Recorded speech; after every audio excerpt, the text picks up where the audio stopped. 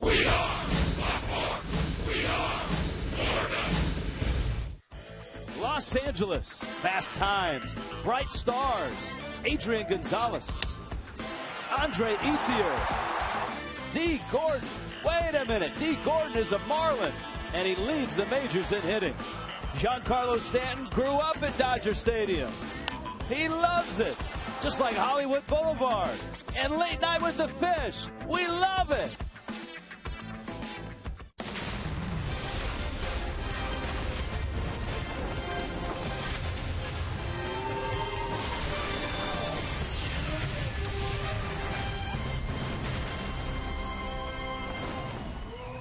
Dodger Stadium, the iconic place here in Chavez Ravine. And the Los Angeles Dodgers are off to a terrific start at 20-10. They are the best team right now in the National League. Don Mattingly putting his lineup up. Dee Gordon coming back. Hey, Howie Kendrick, welcome to the bands. Hi, everybody. Rich Waltz along with a former Dodger himself, Tommy Hutton. Marlins trying to erase the sting of yesterday's loss in San Francisco. A nice start in this series will go a long ways to doing that. Yeah, and in order to do that, Rich, they're going to have to go after a real tough pitcher and right-hander Zack Greinke, too. And they'll do it with a couple of guys who have had some nice years. One has had an incredible start, and that's Dee Gordon. Remember, he was an all-star last year, had a terrific first half. Man, the first half he's putting up this year is even better. You know, last year in 148 games as a Dodger, at 289 average, he stole 64 bases. But how about right now, Dee Gordon working on a 13-game hitting streak, 30 for 54. That's a 556 batting average during that streak. And Giancarlo Stanton, what is it that clicks in with this guy in this ballpark? I don't know, but just let it keep clicking in, G. 333 in his career, 9 career home runs against the Dodgers. But here at Dodger Stadium, a 311 batting average, 5 home runs in just 12 games. He put on an unbelievable show in batting practice. A few days ago, the Marlins were set to miss Clayton Kershaw and Zack Greinke. That was until it snowed in Denver. So the Marlins get Zack Greinke tonight. Tom Koehler has that assignment for Miami. Not an easy matchup for Tom Koehler. Remember the 3 home runs he gave up to Bryce Harper in Washington, D.C. And remember also the Dodgers lead the National League with 48 home runs. Zack Greinke has not lost a regular season game since last August. He's 10-0 with a 1.99 ERA during that time. Miami and Los Angeles. Dee Gordon returns to Dodger Stadium. We'll hear from Dee on his start, on his return, on this game. Coming up.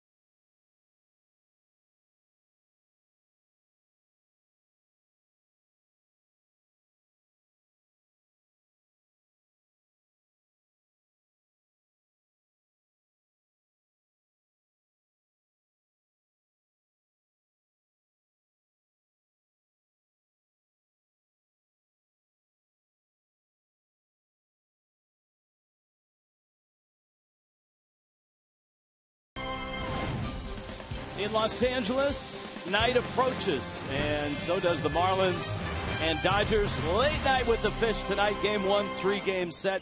Dee Gordon off to a great start moments ago. Jessica Blaylock caught up with Miami's second baseman. All right, thanks so much. I'm joined by Dee Gordon. Dee, LA is obviously the place where your Major League Baseball career got started. Is it special to be back, but this time as a Marlin? Yeah, it's definitely special. You know, these guys helped me and gave me the opportunity to play, become an all-star, and, you know, prove myself as a major leaguer. So definitely special, and I'm humbled by the experience. You have 54 hits through 29 games. How would you begin to describe what you've been able to accomplish so far this season? Just trying to get on base and help us any way possible. That's as simple as it is. Just want to help the team win, you know, do what I can. Mike Redmond said watching you play baseball is like watching a big kid play. You just have so much fun out there. How much are you enjoying being in Miami and playing with these guys? I'm enjoying it a lot. You know, these guys traded for me and believed in me, and they let me play. And you know, I'm having fun every day. I try to have fun as much as possible, and you know, it's a game first, and try to treat it as such. All right, thanks so much, Dee. Have fun tonight. All right. Guys, up to you. All right, thank you, Jessica. It is Cuba night here at Dodger Stadium. Andy Garcia, first pitch, not bad. Well, hey, it's L.A. What do you expect? Zach Greinke, Tom Kohler, Miami, and the Dodgers. Game 1 coming up.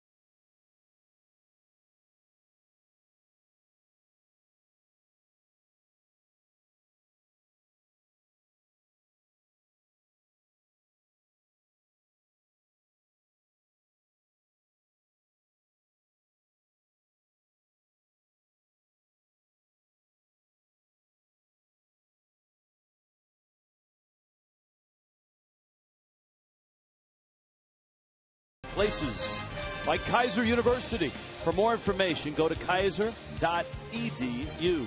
And by AutoNation, save on over 70,000 vehicles now. Visit AutoNation.com. Still coming into Dodger Stadium, Marlins and Dodgers, late night with the Fish. That would be Zach Greinke, all 5-0 with a 1.56 ERA of him. And here's the lineup that he will face. JM Lexus brings it to you. Dee Gordon in the leadoff spot. Martin Prado hits second. Look at the Dodger Stadium success for a kid that grew up at Dodger Stadium. Giancarlo Stanton. Marcell Ozuna in the cleanup spot. Christian Yelich back in the 5-hole. Michael Morse at first, hitting sixth. JT Realmuto behind the plate. Adeiny Etcheverry at short. Tom Kohler hits ninth. A tough matchup for any lineup, Rich. Zach Greinke, 31-year-old right-hander, has quite an arsenal. He's been an all-star. He's won a Cy Young Award. and he's just been tremendous in this ballpark. In 33 career starts at Dodger Stadium, Zack Greinke is 21-4 with a 2.41 ERA. And listen to this. Dodger Stadium crowd acknowledging Dee Gordon. That's a nice touch. So it's Greinke against Gordon, and this series, the 3-gamer, is underway. Up the middle, off of Greinke, picks it up, and the Gold Glover just gets Gordon by a step. Pitch a Penny brought you that first pitch. Because of the way they were defending Dee Gordon, Jimmy Rollins, is shortstop, way over in the hole. There was a huge opening up the middle. If that ball gets by Greinke, it's an easy base hit. A visit from Yasmani Grandal and Justin Turner to make sure that Greinke is okay. Grandal, of course, University of Miami product. Born in Cuba, so this is a nice night for a lot of Dodgers. And certainly a Danny Echeverria has got to enjoy it. Here now is Martin Prado. Letter high fastball. Hunter Wendelstedt calling balls and strikes with Bob Davidson at first. David Rackley at second. Jerry Lane at third.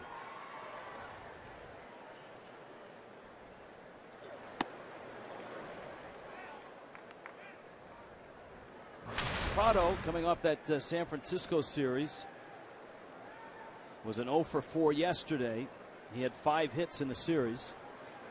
And that pitch misses in. The Marlins yesterday had the game in their grasp. A 2-1 lead, bottom of the 9th. A chance to take 3 of 4 from the Giants. And of course, the Giants rose up and beat Steve Cishek. Matt Duffy with a single to end it. And for Miami, this road trip continues, Tommy, and that wasn't the only real tough one to take. Remember, they had a 2-run lead evaporate in the bottom of the 8th against a very good Washington Nationals team. Yeah, that Nationals team scored 4 times in the bottom of the 8th inning. Nationals continue to score. They're ahead 7-0 already in Arizona tonight. 2-2. Greinke misses out. Frustrating thing about the game, and you and I can talk about it, but the guys out there on the field, they have to just go after Zack Greinke and the Dodgers. But it would have put the ball club at 500. It would have put them over 500 on the road trip, and a much better feeling coming into L.A. Prado out to short. That's Jimmy Rollins. Crossed the diamond in time. And yeah, it is Jimmy Rollins, even though he's in that Dodger uniform. Here's a look at the defense for the Dodgers in this one. Scott Van Slyke's in left field. Jock Peterson, a youngster, in center, and a good one, Andre Ethier, the right fielder. Justin Turner, Jimmy Rollins, Howie Kendrick, Adrian Gonzalez, and Yasmani Grandal behind the plate. Jimmy with the Dodger blue. That looks odd, doesn't it? After 15 years in Phillies colors. Giancarlo Stanton gets a first pitch fastball and takes it for a strike.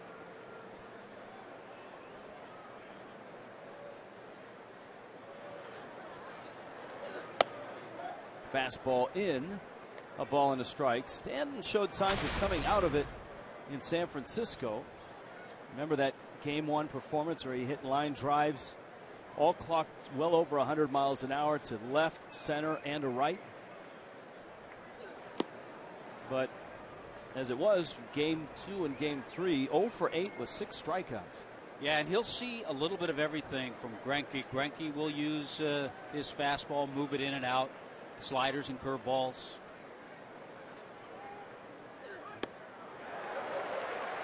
There's a slider, cutter. He'll feature a cutter. Watch the movement. It's probably a hard slider. That one went straight down, though.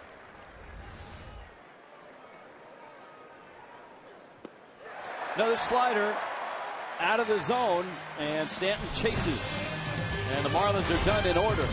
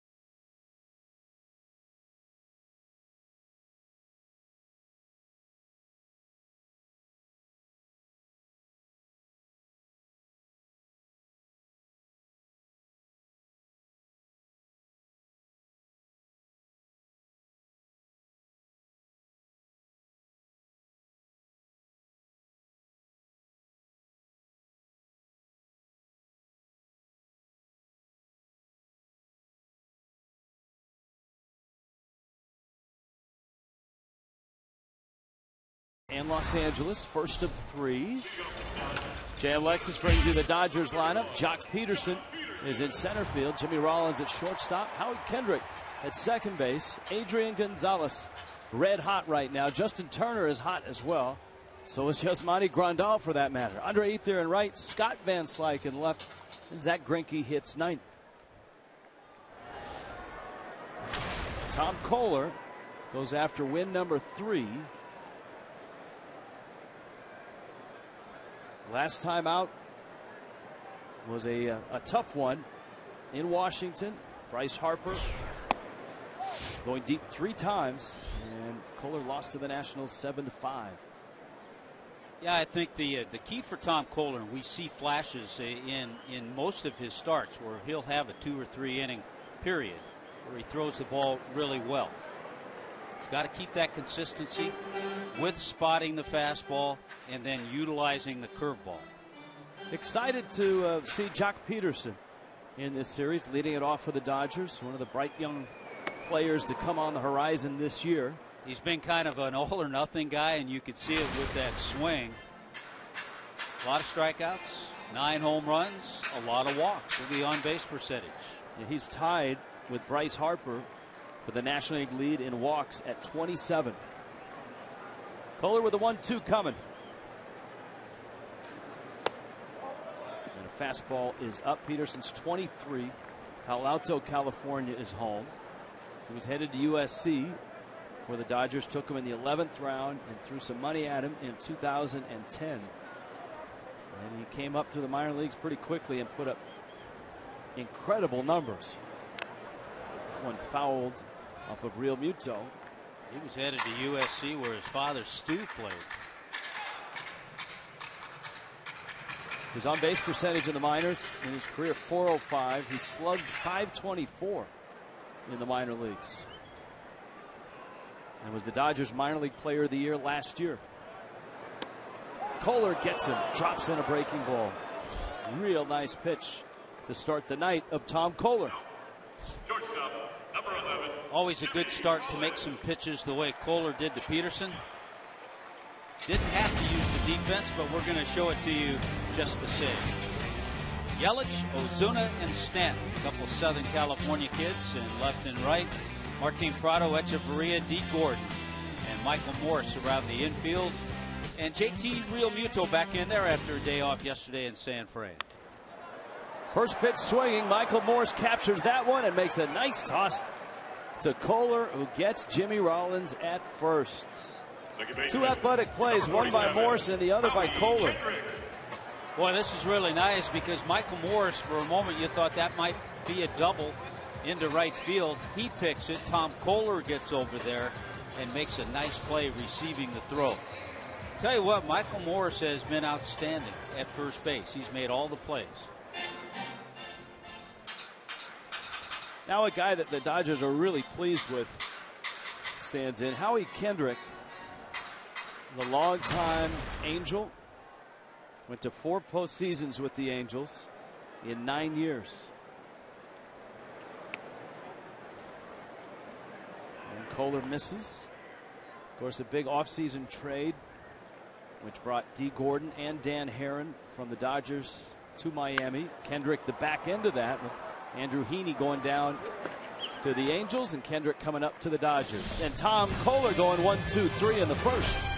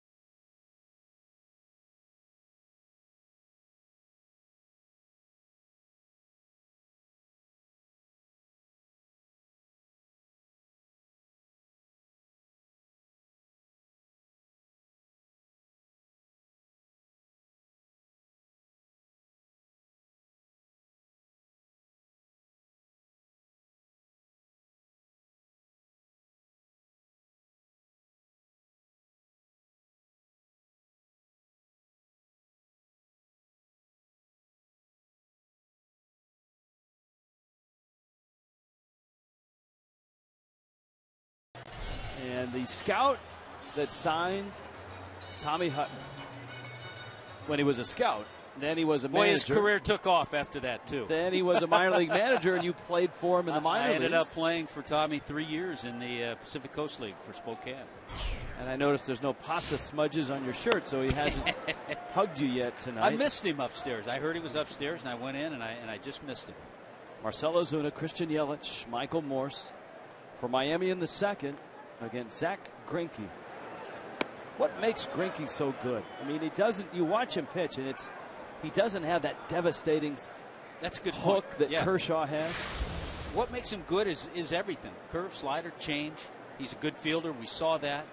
He's won a Cy Young. He was 16-8 with a 2.16 ERA in 09 with Kansas City. He's a battler. He's a competitor.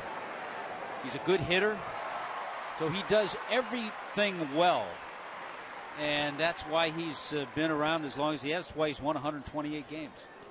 Every Tuesday, fan favorite email and Twitter Tuesday, and that's coming up tomorrow on Fox Sports Florida. Tomorrow night, it's your chance to ask questions, be featured on the telecast. We'll tweet, you tweet, we'll all tweet. Late Night with the Fish is the hashtag tomorrow night at Fox Marlins. And, of course, the email, foxmarlins@gmail.com. Always fun to get the late night tweets.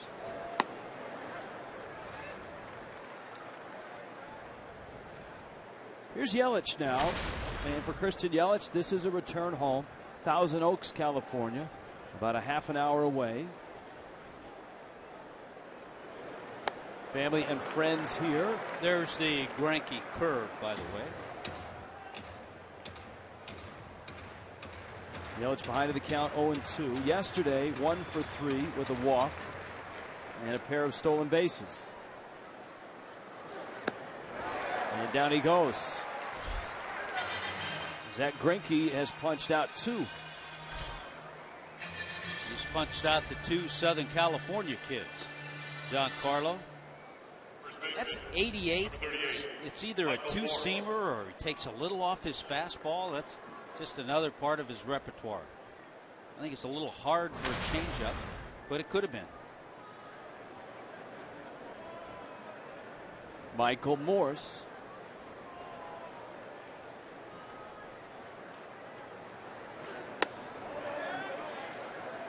That's a swing, says Bob Davidson.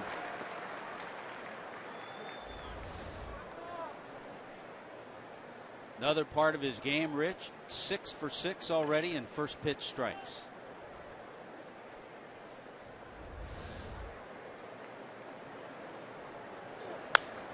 Morse sends that one into right field for a base hit, a 2-out single.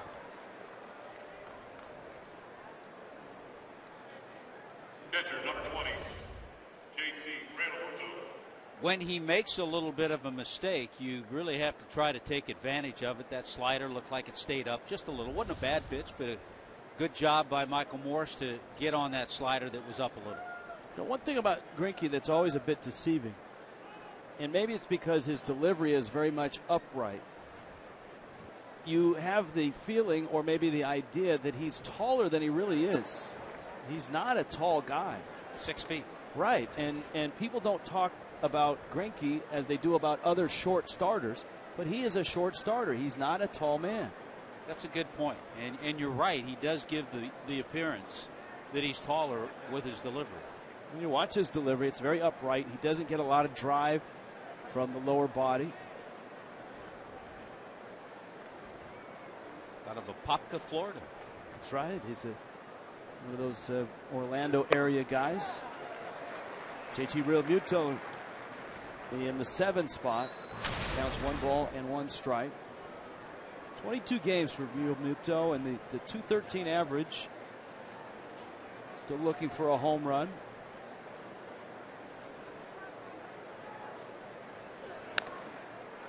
Fouls that one at the plate.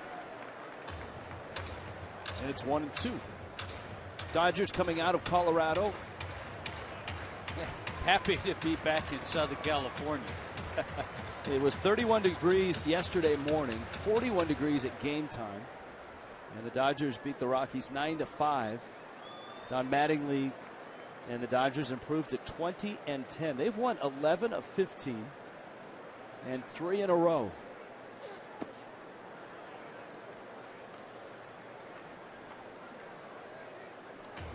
You and I were talking, I think it was last night on the plane coming here to L.A. about Don Mattingly and the job that he's done as their manager. I think a lot of people feel, well, they're just a good team, anybody could manage, but he's handled this whole situation pretty well.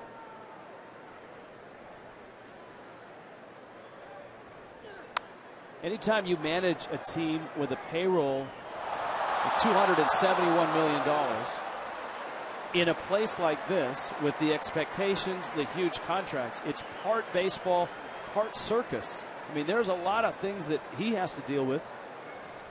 Granted, he's got good players, but there's a lot of other issues that you've got to balance. Yeah, you saw the guy next to him in the dugout. Real Muto reaches out, drives it to left. Van Slyke is back, and he makes the catch. Rick Honeycutt, one of the constants, longtime pitching coach. That's a good point. Gonzo's coming up.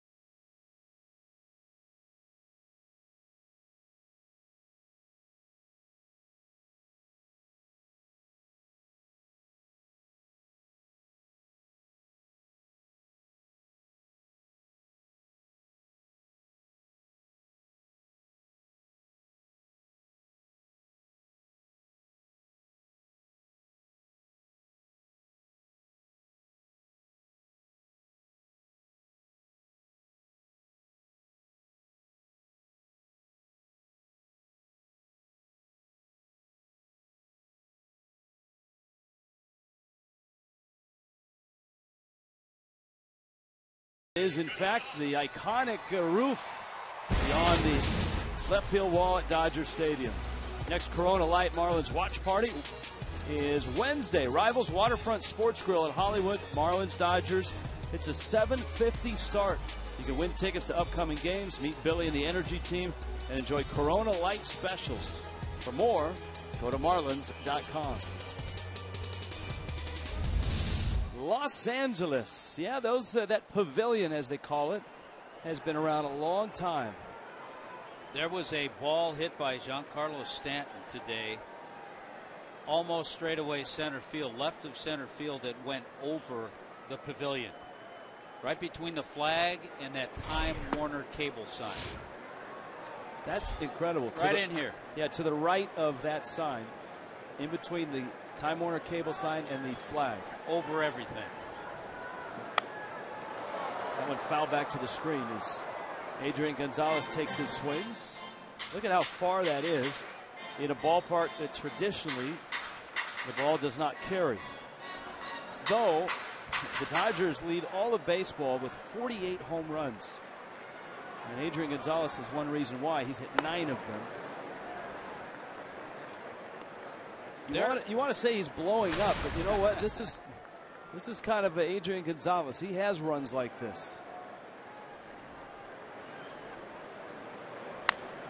Well, he's doing it all. I mean, he leads the Dodger team in just about every offensive category. Batting average, home runs, RBIs, runs, on base, slugging. There are some theories as to why the 48 home runs. Dodgers leading. talking to Don Mattingly, they've had a bit of a drought here in L.A. And normally, as you and I coming out here for all these years, at night you get a little dampness, you get a little dew on the top of the dugout, the grass gets a little wet as the game goes on. That's not happening now. And Mattingly feels it's one of the reasons he thinks the ball's carrying the way it is.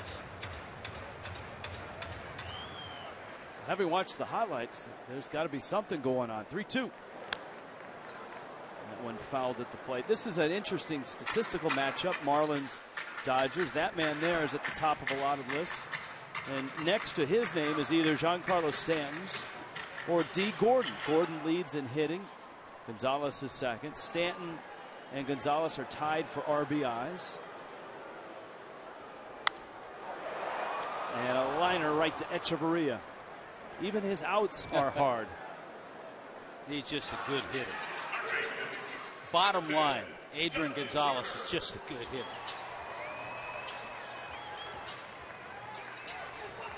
Now Justin Turner, who is choosing late in his career to really blossom himself as a hitter. He's 30, out of Long Beach. Marlin fans recognize him from his time with the Mets.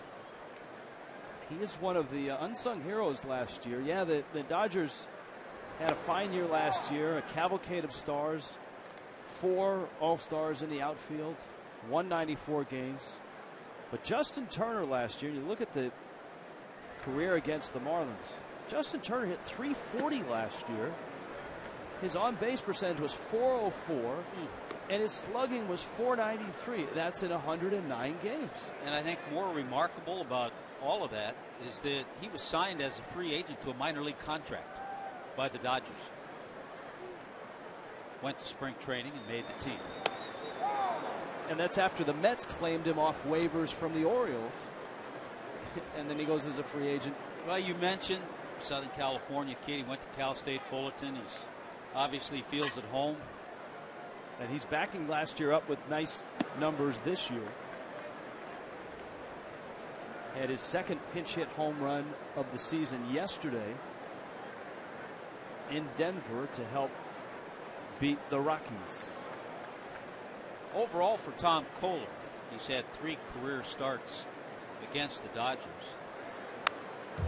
Pretty good ERA, 3.45. He's 1-2. But he has not beaten them here. He's 0-2 in his 2 starts here. You know, that's one of the interesting numbers about Kohler, not just the career numbers, as you pointed out, against the Dodgers, those 2 losses being on the road. Just being on the road for Kohler has been tough. Here's the 2-2. He has been a much better pitcher at Marlins Park, but no better time to go out and reverse those numbers than tonight. Hey, there's always time. Against the best team record-wise in the National League. As well as the Dodgers are playing right now, I'm not sure they're the best team in the National League. Swing and a miss by Turner, and there are 2 outs. The Washington Nationals, as the Marlins saw, are hot. There's that good breaking ball. And the Nationals are rolling again tonight, Tommy. Talked about that 7-0, which is now 10-0 score in the top of the 3rd inning in Arizona for Washington. And no, Bryce Harper's not gone deep. Ryan Zimmerman has. Denard Span has. How did you know that's what I was going to ask? Here is one of the pride of the Hurricane, Yasmani Grandal, a 26-year-old born in Havana, raised in Miami, University of Miami. From the Reds to the Padres to here in Los Angeles. And boy, is he having a nice little run. From an 8 RBI game to a 6-game hit streak in which he's hitting .684. Well, he's not that this is the reason, but he's been separated from Yonder Alonso. They kind of signed together, and Cincinnati, San Diego. You wonder if Grandal, when the trade was announced, held out for Alonso coming too. Well, and we pointed out the other night, Alonso's having a good year, unfortunately on the DL right now, but he too's having a good year. It's Grandal in the month of May. Kohler snaps one off, and right now Tom Kohler is dealing here at Dodger Stadium. He has retired all 6 that he has faced. Going to the 3rd. Marlins and Dodgers are scoreless. Fans of Dodgers grounds crew, driven by the helpful SoCal.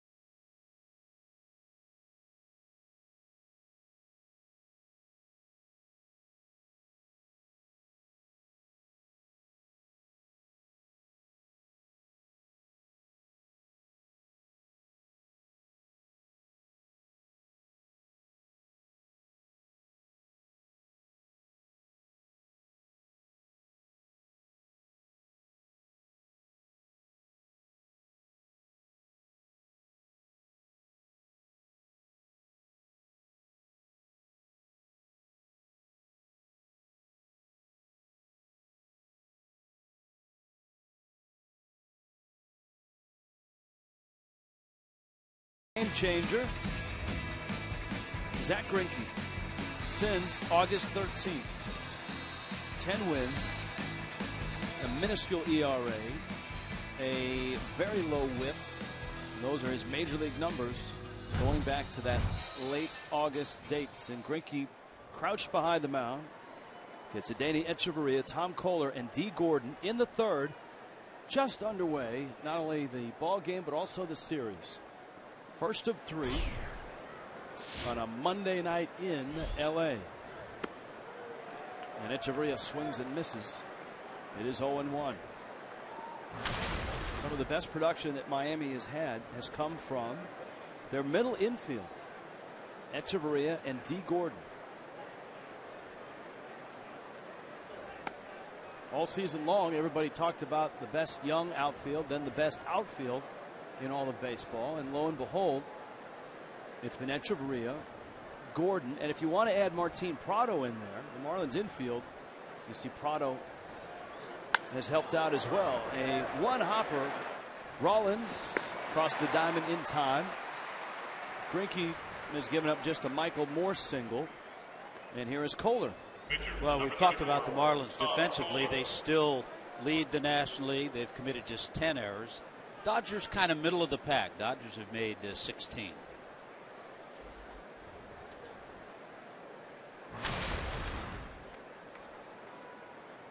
Now Kohler.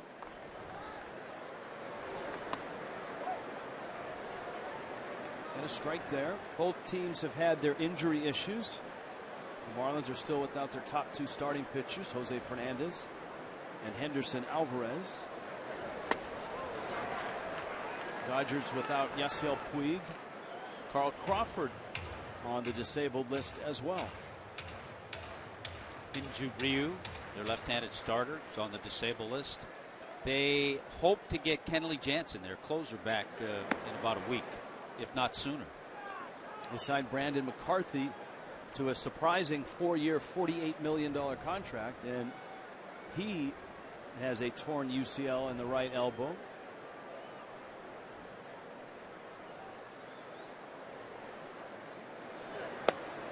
Fastball. And Greinke gets a strikeout, his 3rd. And here comes Dee Gordon. Dee Gordon's at-bats are becoming appointment television now, aren't they? Yeah, they are. Yeah, they are. You're not sure if he's going up the middle If he's going into left field, maybe to right field. He was going up the middle and he was going into center field, but the ball and Zach Greinke collided. Greinke scrambled and got Gordon at first. So this is at bat number 2. I think it's interesting because of that ball he drilled up the middle that caught Greinke. Jimmy Rollins is not as far over in the hole this time. First time up, Rollins was well over in the hole, and there was a big gap up the middle. Greinke comes up and in and gets strike 2. It's 0-2. Gordon had the great first half last year with the Dodgers and would end up hitting .289 with a .326 on base. 64 stolen bases. Made the All-Star team.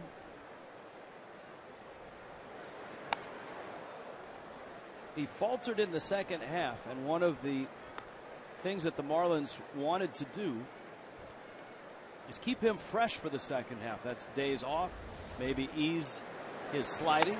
65 miles an hour on that big slow curveball from Greinke. And I think that's something we've seen Mike Redmond do. He did it a couple of days because of the little tightness in the hamstring, but I know Mike is going to be very careful in giving D. Gordon the proper days off so he is strong the second half of the season. And that's one of the reasons Brett Butler and Gordon worked all spring training on changing his sliding from head first to feet first. We've seen a few head first slides, but mostly feet first slides to take the wear and tear off of a base stealer. There's Butler returning to where he had some great years here as a Dodger. Gordon takes in, counts full at 3-2. Yeah, Brett Butler 92, 93, and 94. Then went off to New York for a half year and then came back for 3 more years. Full count. Gordon trying to get on with 2 outs in the third. And that's out. Boy. Gordon on his way down to third. Greinke came off the mound. That's why we have Fox tracks. Let's take a look. It's out. And it was. Now, here at Dodger Stadium, there's an overhead look, and that's a better look. Here at Dodger Stadium, the center field camera, which shoots the main shot pitcher to hitter, is not lined up mound to home plate. It's off center. It's off to the third base side of second, so you don't get a true straight shot down the chute, so to speak. Fastball up. So that pitch, which could appear to be on the corner, if you rotated the camera directly behind, you'd have a better look at it. By the way, watching D. Gordon his first at bat run up the line, I thought he was running a whole lot better than he did yesterday. Yesterday, I think he was just running under control, just being careful. Greinke certainly is quick to the plate. Yeah, he's tough to steal off of. For 2 reasons. He's quick to the plate, and it's tough to get to first base.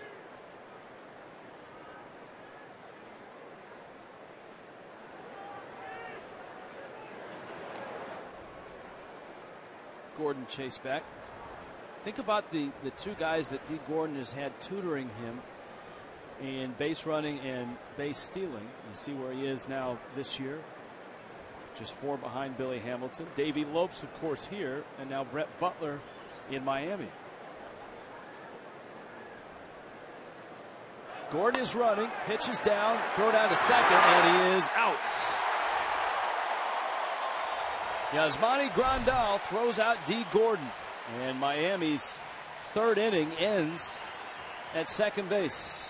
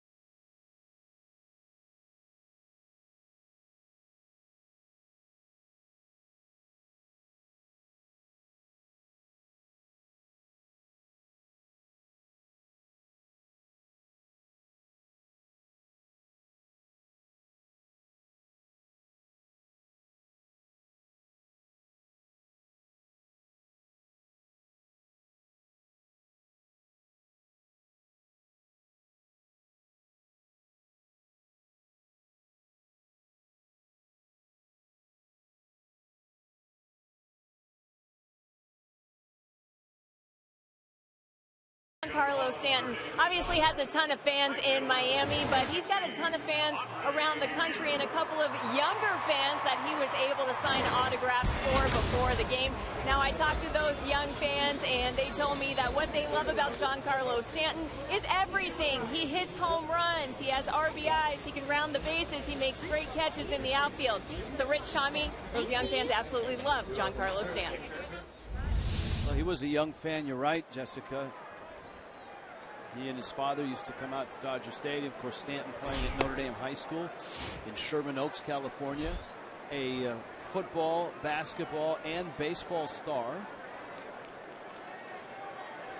Andre Ethier is up. Scott Van Slyke, Zach Greinke to follow. Fastball from Tom Kohler, who's really sharp. Yeah, it's good to see Tom Kohler use everything that he has. He's thrown some sliders, curveballs, the fastball. Bottom line, fastball location, command of that fastball. You talk to Chuck Hernandez, his pitching coach, and he'll refer to that often.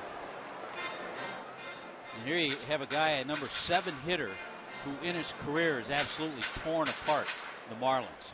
How do you explain that? I mean, names change, pitchers change, managers change, but Ethier continues Ballparks have changed. Ballparks have changed, but Ethier continues to rock the Marlins. And it's at home, it's on the road.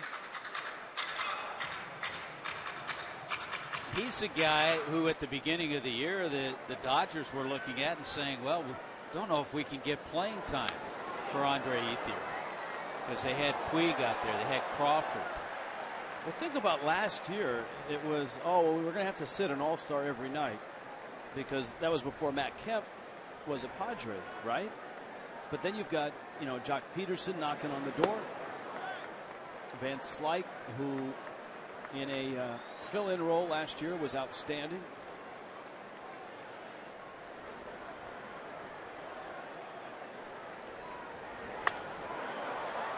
Popped up.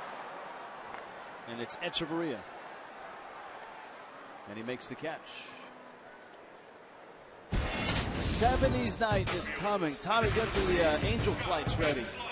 Breast Cancer Awareness Night on Friday. I'm starting a mustache already. May 15th at 7:10 against the Braves.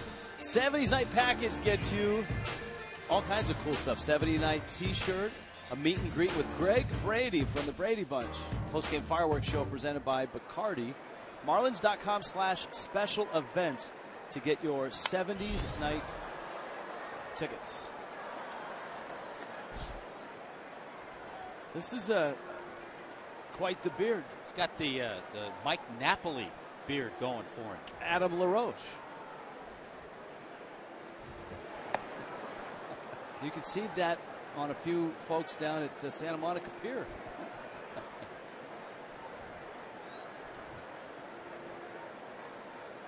But I'll tell you what, and we talked about it with Justin Turner last year as a reserve, and slight really good numbers.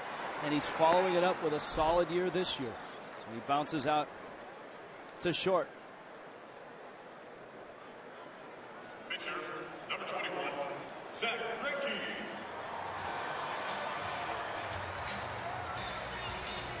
Tom Kohler just keeps on dealing. Now he gets Greinke, who can hurt you with the bat.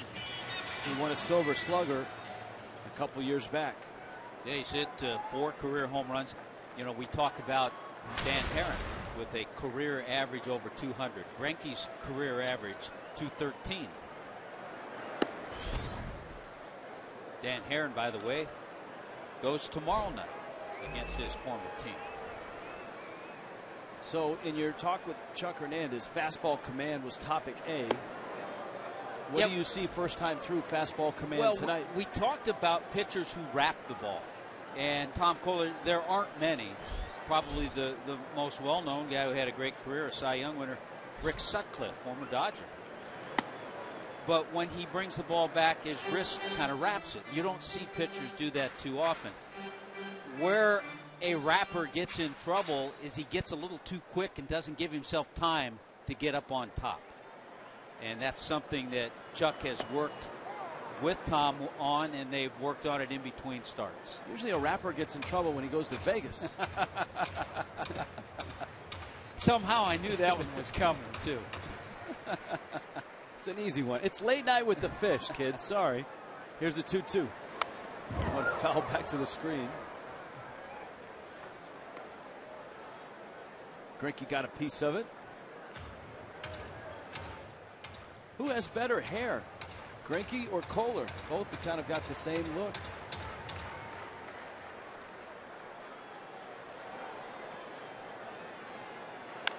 Greinke out in front.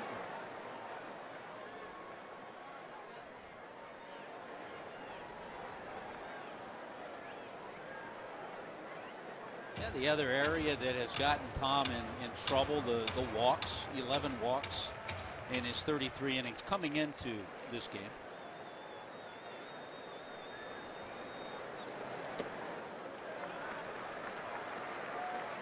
Well, Greinke has run the count full now, 3-2.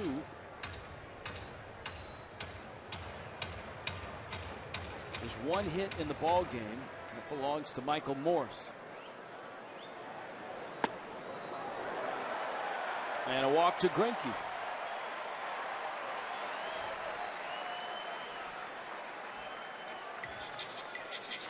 Obviously not what Tom Kohler wanted to do. He had a chance to go through that order. Loses Greinke. Now he has to go back to the top of the order with Peterson.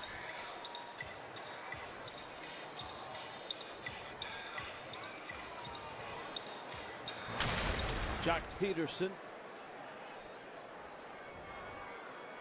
struck out back in the first.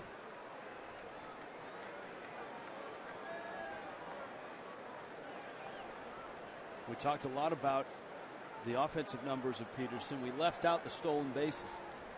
He's a guy that can really run. In the hole, Echeverria stretches, goes to first. Oh, wow. What a play to get a fast runner, Adeiny Echeverria. Welcome to L.A., Etch. He is having a terrific year with the glove. And he throws out Jock Peterson with plenty to spare.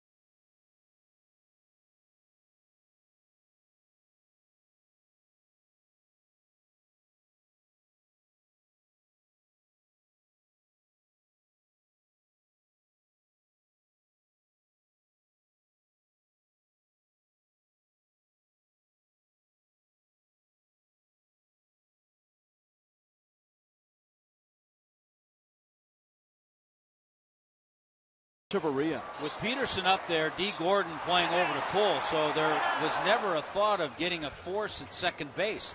Echeverria knew that, and deep into the hole, a pretty good runner with decent speed, got a nice pick from Michael Morse. Tremendous play by Adeiny Echeverria. Randi Institute. On Cuban night here at Dodger Stadium. Giving you that look. There's Prado now. And Prado lines it into center field. A dive by Peterson. He did not get it. Prado's got himself a hit. And so the Marlins get hit number 2. It's a leadoff single here in the fourth. Giancarlo Stanton. This is a nice effort by the young center fielder who's done a good job defensively. He traps it, but he does keep it in front of him. He'd get in a whole lot of trouble if that ball got by. The Marlins would have Prado at second or maybe third. Here now is Stanton. We talked about the run over his last 2 games. He's now 0 for 9 with 7 strikeouts. And the disturbing part, a lot of times, and it happened his first AB, first pitch fastball, then Greinke or whoever's throwing to him will expand the zone. That time he got a little more aggressive. I like to see that.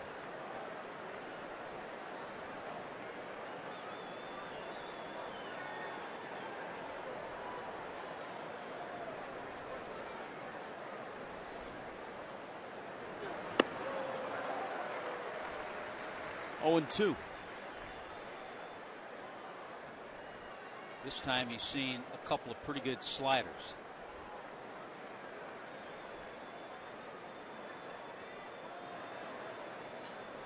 If Greinke throws it where he wants, he probably won't find the plate the next couple of pitches. And he strikes him out on 3 sliders. Yeah, right now they're getting Giancarlo out swinging at pitches not in the strike zone. Now you give Greinke credit. He's got good stuff. Kind of a buzzsaw slider there, just straight down.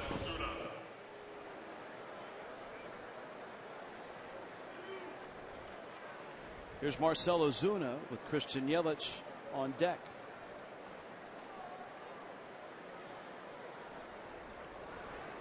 Ozuna hit a shallow pop up to right. And he lifts that one up and out of play. So far tonight, Greinke has got 10 swings and misses. 5 have been by Giancarlo.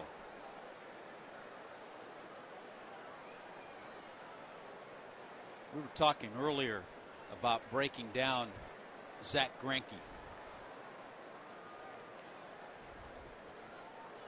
And you know, when we're in LA, we have one of the best baseball historians, Aaron Charlton, and letting us know how his average pitch speed is very interesting. There isn't a whole lot of differential until you get to his curveball. Greinke's fastball averages about 90.5, so we see 91 right in that area. Slider 86, 87. Changeup's about 87, which is a little hard for a lot of changeups. A lot of guys show their changeup a little less. And then the curveball's in the low 70s.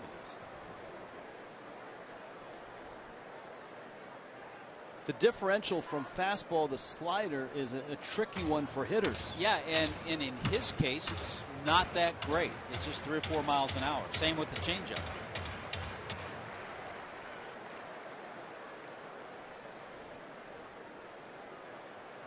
Grandal the sign, 2-1. Ozuna shoots it out towards short. Rollins, Kendrick, a double play. And Zack Greinke is quickly through the 4th. In Los Angeles, game 1 of 3 and scoreless still.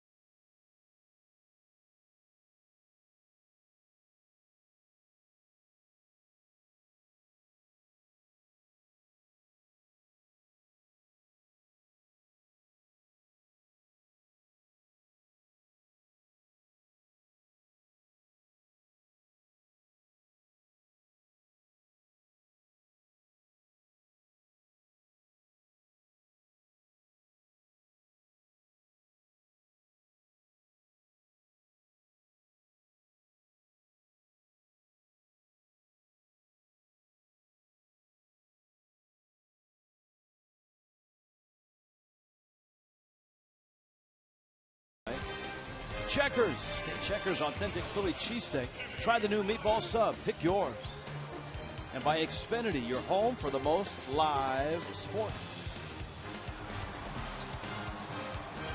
In Los Angeles, Rich Waltz, Tommy Hutton, Jessica Blaylock.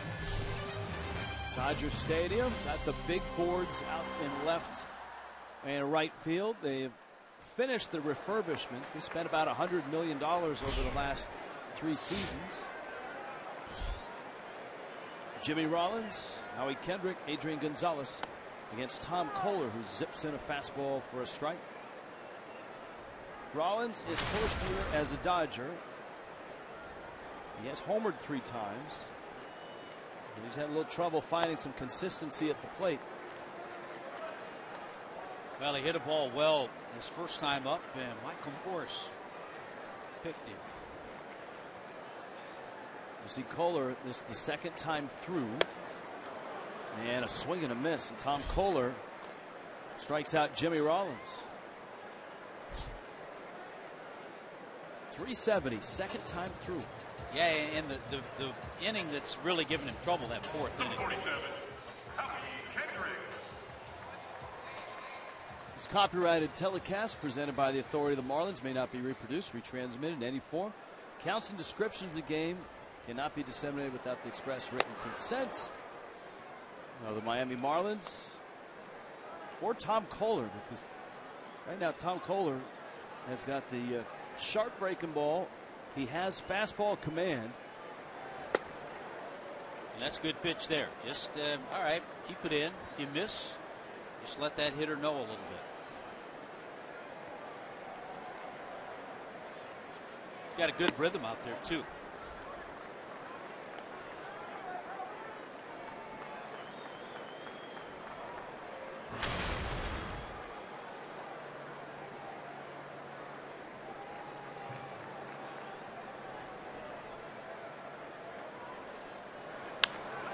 Kendrick to right. Stanton goes back, and it is over his head, off the wall. Picks it up. Kendrick will stop at second.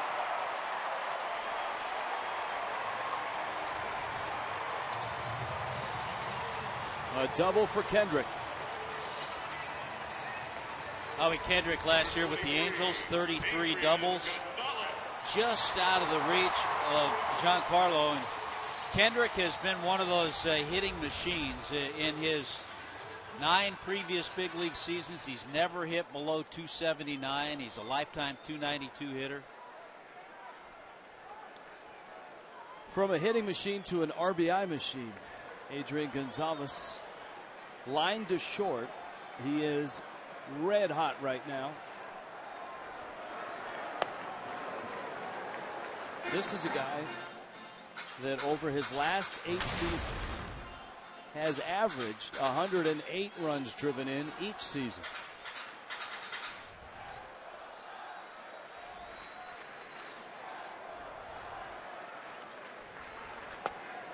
He's just been, Rich, one of those guys. He's not flashy.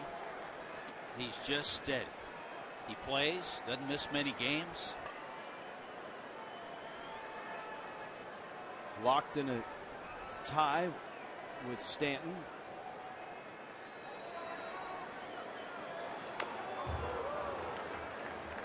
And of course, the #1 overall pick in the draft by the then Florida Marlins. Back in 2000, Marlins needed help in the back of their bullpen for a World Series run. Miguel Urbina came from Texas. Gonzalez went to the Rangers. Marlins won that World Championship. Rangers turned and traded him in a lopsided trade to the Padres. Lopsided for the Padres. Smoked to center. Ozuna on a hop. Late start at second by Kendrick. And the throw comes on a hop to home. Dodgers at the corners. And here comes Justin Turner. Well, I know that Kendrick knows how hard that Gonzalez hits the ball, so he has to make sure it's going to drop. So he pauses. And then on one hop, Marcell Ozuna threw a one-hop strike to the plate.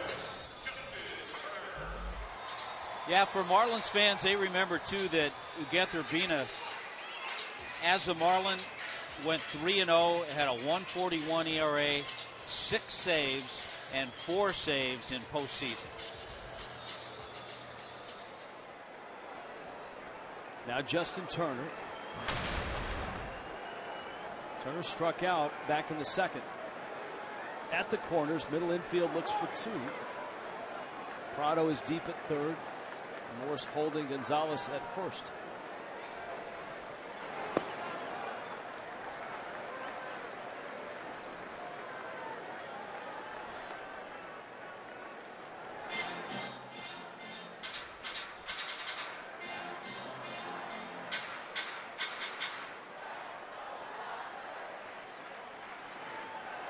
Turner steps out.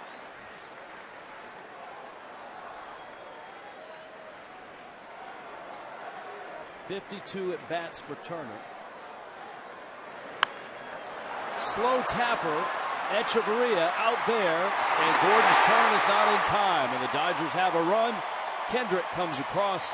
Turner gets an RBI. Yeah, this really never was an opportunity for a double play because of the way it was hit. So by making some contact, Justin Turner puts his ball club, the Dodgers, up by a run.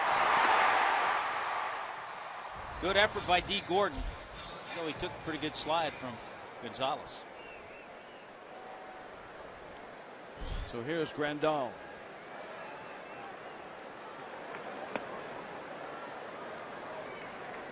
You know that game the other day when Grandal had 8 RBIs? It's only the 5th Dodger player in their history to have at least 8 RBIs in a game.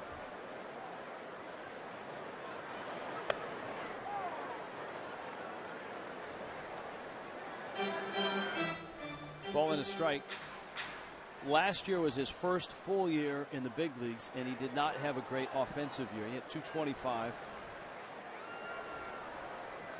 Slugged .401.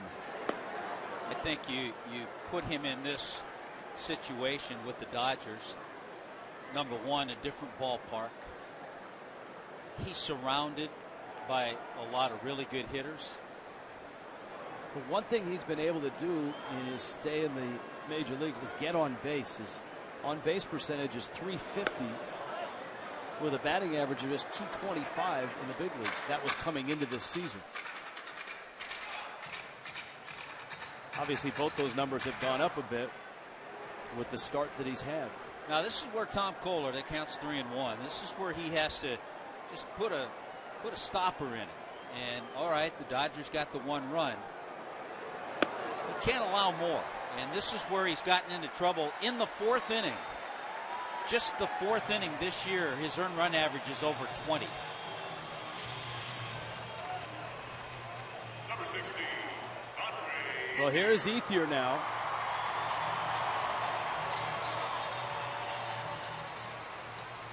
Second walk issued by Tom Koehler. 4 strikeouts.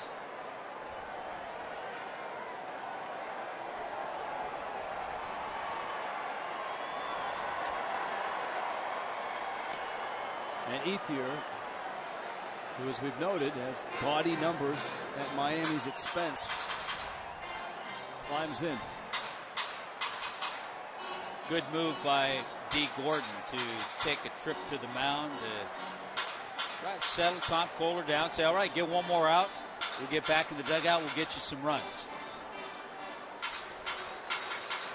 And of course, Dee has a little extra knowledge, not just a middle infielder, but his father, a longtime pitcher in the major leagues. Good pitch. Change speeds, and Ethier one looking for that. First 11 hitters for Tom Koehler, he was 8 of 11 first pitch strikes. Last 4 hitters 0 for 4, so just not quite getting ahead the way he was earlier. A couple of good breaking balls, though, those last 2 pitches to Ethier.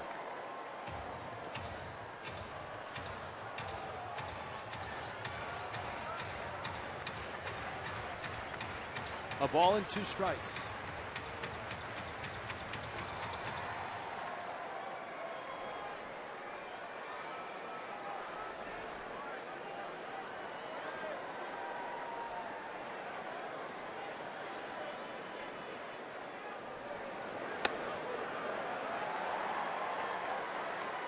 Dodgers had the first run of the ball game. Howie Kendrick coming across on the fielder's choice by Justin Turner.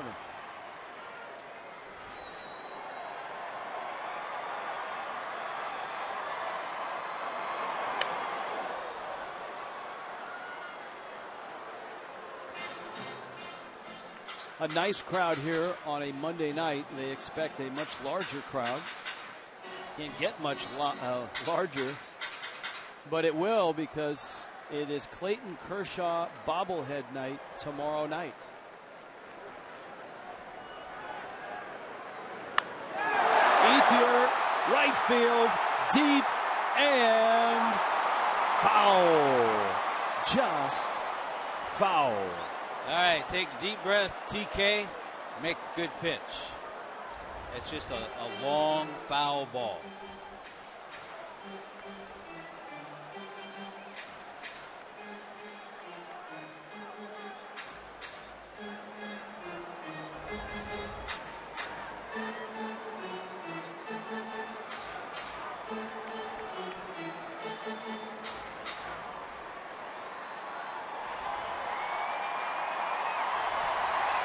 So the deep breath taken. Kohler back on the mound. Ethier back in the box. And another 2-2. He got him. Deep breath worked that time. It sure did. Kohler strikes out Ethier, but the Dodgers get a run and take the lead. And they'll take that lead into the fifth.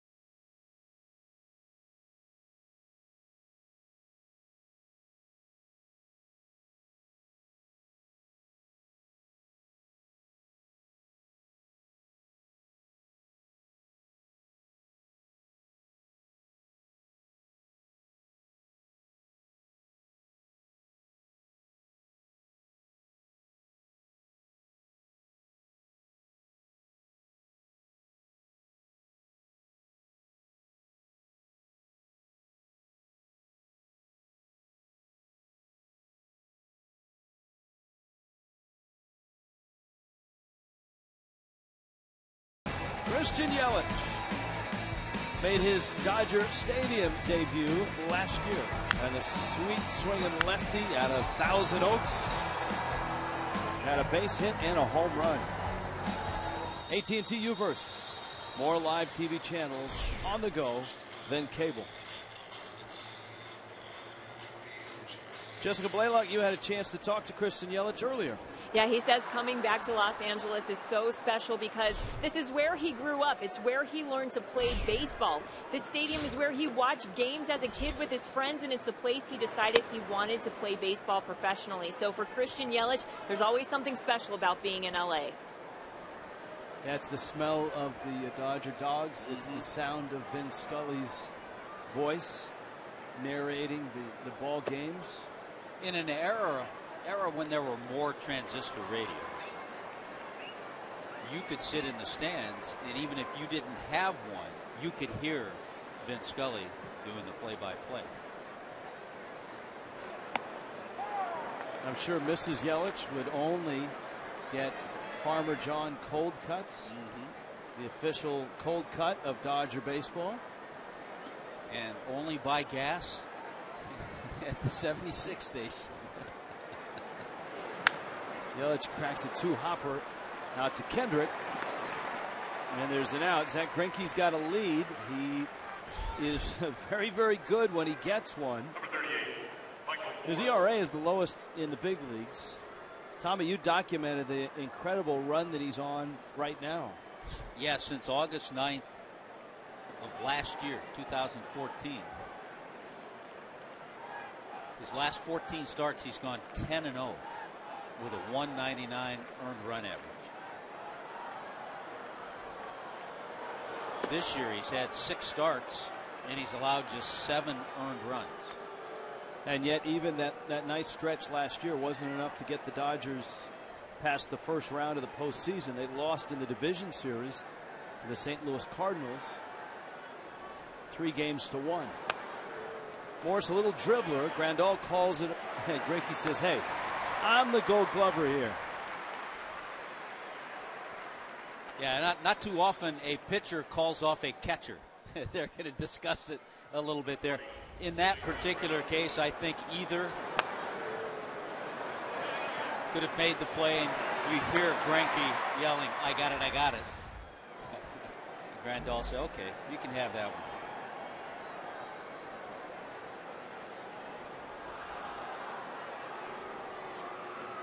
But what a 1-2 punch the Dodgers have right now. Kershaw and Greinke. The problem for Don Mattingly, and so far, I mean, problems are relative. When you're 20-10 and have the best record in the big leagues, yeah, everyone would love to have your problems. But they've got a rotation that's somewhat banged up after those 2. And they need to get Kershaw on track. He's 1-2 with a 426 earned run average in his first 7 starts. Un-Kershaw-like. JT Realmuto bangs one into right field. That has to feel good. He did not have a hit in San Francisco. Despite having some good swings, he was 0 for 11 with probably about 4 or 5 line drives, hot hit smashes in the series. To show you how scouts watch games, a couple scouts told us up in San Francisco, boy, your catcher, your young catcher is really impressive, even though he hasn't had a hit in this series. So scouts look for a lot of other things.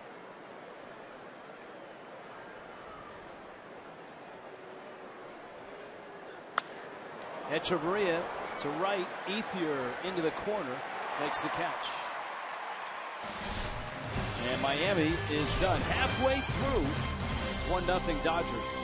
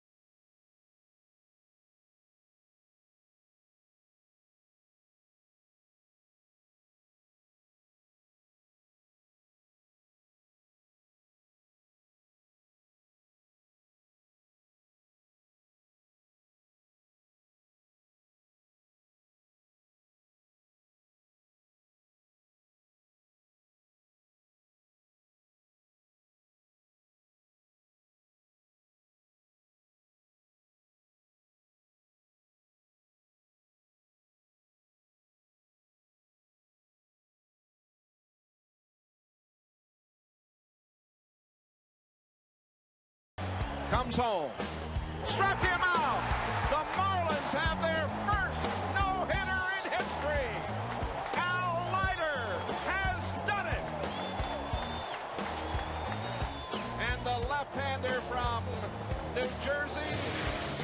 was remarkable here tonight. Our Geico Marlins moment. The Senator, Jay Randolph, on the call. Al Leiter, first no-hitter in Miami history. He's bringing some gas. I remember being home at that time in between my assignments, who I was working for at the time, and watching that.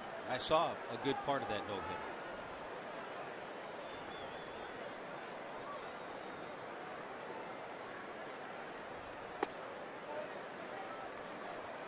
Into the bottom of the fifth, the Dodgers have Scott Van Slyke, Zach Greinke, and Jock Peterson. Jay Randolph, the original television voice of the Marlins. That one is hammered in the gap. Off the wall it goes. And Scott Van Slyke has got himself a double. I'm telling you that, yeah, the Dodgers have big salaries and sexy names, but two guys who help this team run and help this team win are Justin Turner and Scott Van Slyke. Yeah, Van Slyke was for a while known as just a platoon player, a guy that was going to play against lefties, but he's really become a very solid major league player, and it doesn't matter left-handers or right-handers. And he had a dad who was a pretty good player too, Andy Van Slyke.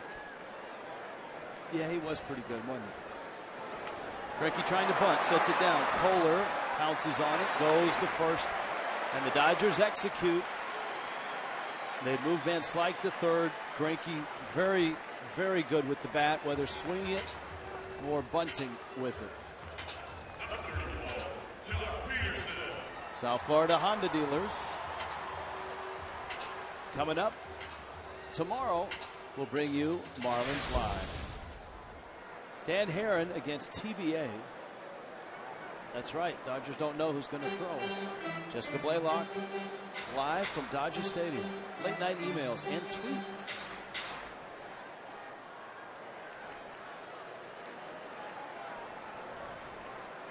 Now Jock Peterson, and the infield is in.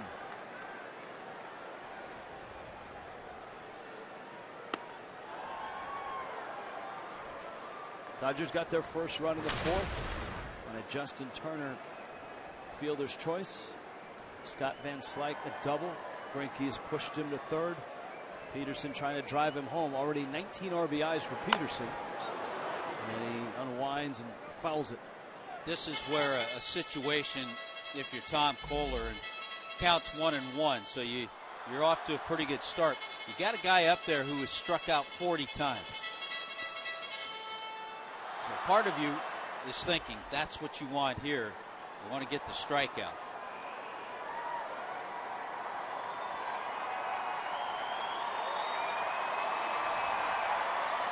Ball and a strike, in and out.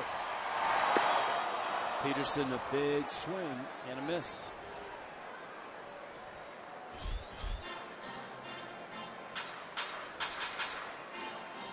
Was Tommy Hutton documented? Nice average, nice on base percentage, but lots of strikeouts. 40 of them. We saw him chase a really good curveball the pitch before.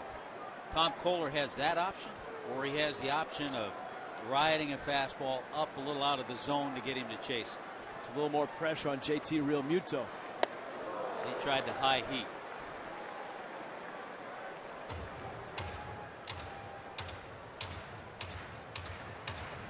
The PA system here at Dodger Stadium has either been upgraded or turned up to 11. Rob Reiner would appreciate that. Here's the 2-2. Line foul. I don't see Rob Reiner in the crowd. He usually is here. But do you notice that, Tommy? I don't know if they've juiced it. I noticed it last year, actually. They pumped up the volume a little bit last year.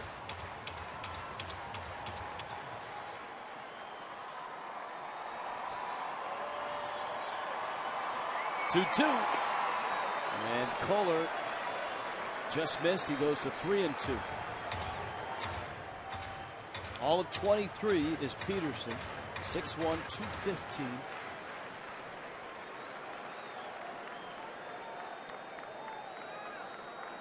That pitch actually in the strike zone. There's the breaking ball. And it rolls foul. So Koehler's made some really nice pitches. Yes, he has. Including that 2-2 that he didn't get. Now the 3-2 draws a little bit of contact. 82 pitches in is Koehler. Scott Van Slyke is 90 feet away. Dodgers a 1-0 lead. 3-2.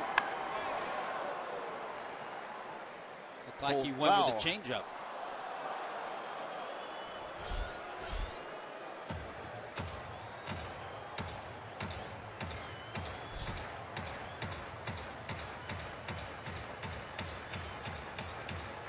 Sees a lot of pitches. That's always impressive for any hitter, especially a 23-year-old hitter. Change up, and he missed down low. Christian Yelich is like that. He sees a lot of pitches. All right, here is Rollins now. Hey, he is here. He is here. I made a Spinal Tap reference in hopes that he was here, and there he is. Big Dodger fan, Rob Reiner.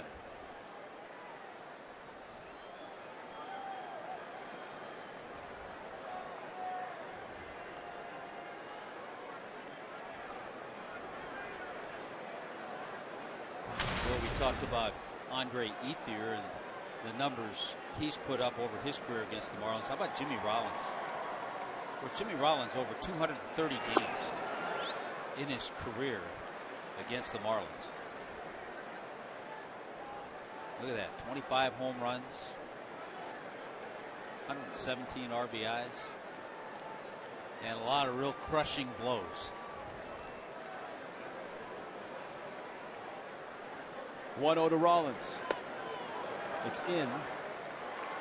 And Real Muto is out to the mound. Nick Massett in Miami's bullpen, just starting the process. One of the tough parts, I have to believe in any pitcher. You're Tom Koehler out there, and it's 1-0. You trail, and you see the Dodgers have a chance to add on. And then part of the equation in the back of your mind, you know how the other guy's pitching. And it's almost like you don't want to give up anymore, and so then sometimes that affects how you throw pitches. You feel like you have to be perfect. Yeah.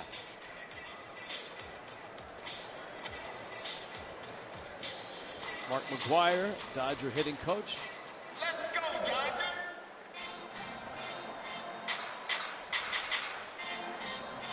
They got an assistant hitting coach who wasn't a bad hitter either, John Valentin.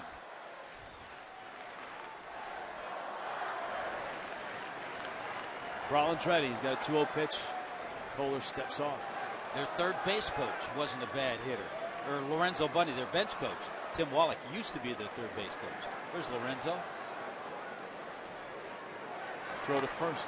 Well, the Dodgers have a coaching staff that if you turn the clock back 15 years, you could just throw them out there and they'd beat most of the teams they played. You've got Tim Wallach, the great Expo. Rick Honeycutt would throw some innings for you. Mark McGwire would provide the pop. Davey Lopes. Rollins to right. Stanton reaches and he has it. Spins, throws to first, and he gets him. Saving a run. No run. The Marlins get a double play by Giancarlo Stanton, and the Dodgers get nothing. How about that? That is a thing of beauty. What a play by G. Stanton deep in right field. Doubles off the rookie, and the Dodgers come up empty.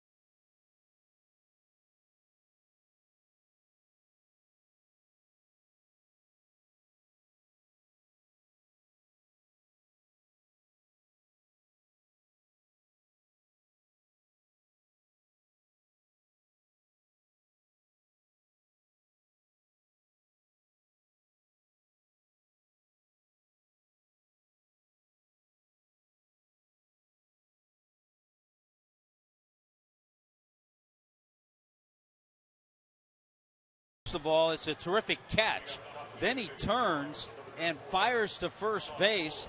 Why Jock Peterson was as far off as he was, I don't know. There's the catch. Runner hasn't touched the plate. Scott Van Slyke slowed up a little bit on his way to the plate. And that's the other mistake. He was trotting home.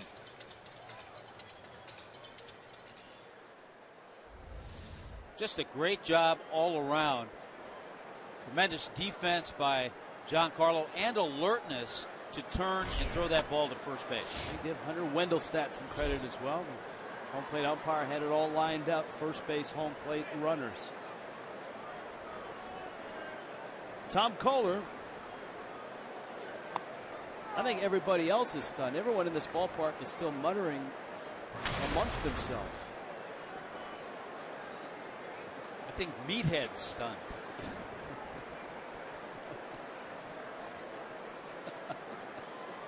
D. Gordon and Martin Prado will follow Kohler. Can't believe it. Look at it. Can't believe it.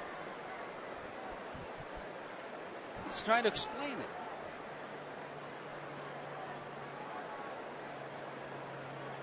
You can put down the soft serve. Rollins throws out Kohler for the first out of the 6th inning. Saturday Spectacular, Marlins and Braves weekend series. Now remember, that's a 1 o'clock start. The all-you-can-eat seats are in play, and the post-game concert is Charlie XCX. It's presented by Pepsi. Marlins.com for tickets and more information. Now D. Gordon. Zach Greinke has been nails. Gordon pulls one. Gonzalez, very good first baseman himself. 4 Gold Gloves. Nabs it. Steps on the bag. And D. Gordon is 0 for 2 with a walk. I'll tell you what, with the way D. Gordon has hit the ball all year, and even tonight, he's really hard to defend because you're not sure if he's going to pull a ball like he did there, or hit a ball up the middle, or hit a ball into left field.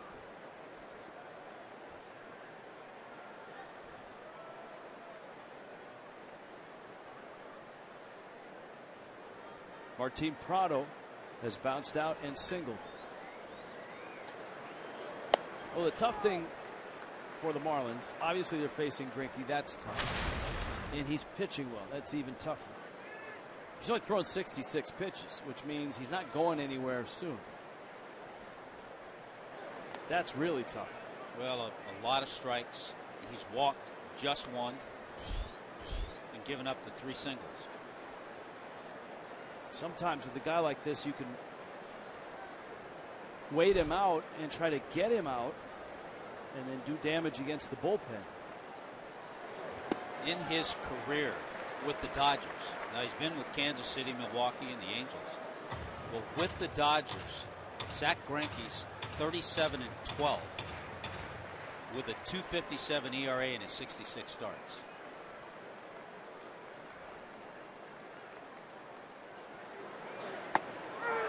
That is strike 3 called. Martin Prado doesn't like it. And that one looks like it's right up on the black. It's a perfect pitch from Zach Greinke.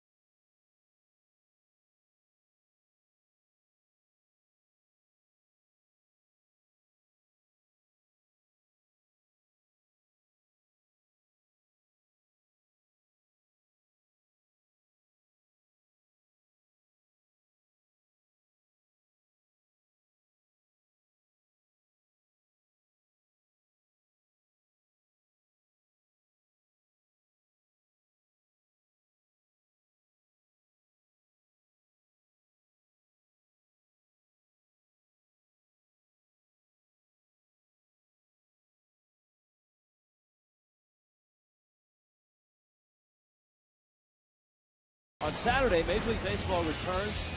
Another doubleheader, and guess what? The Marlins are on. Finally, the Braves and the Marlins.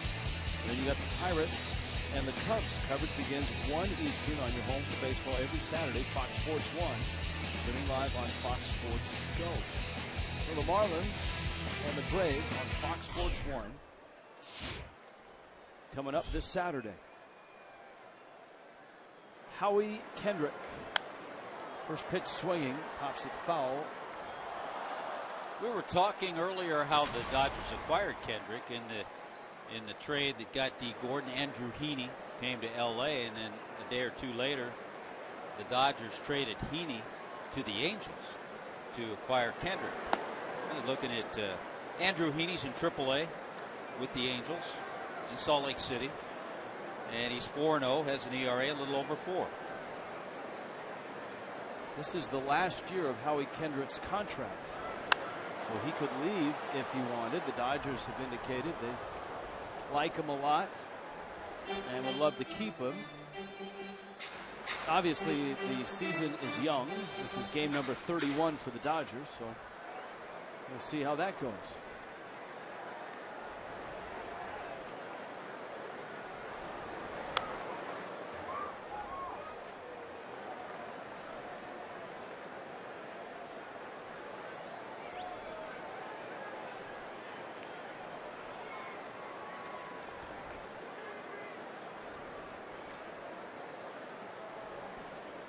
Kendrick doubled in the fourth.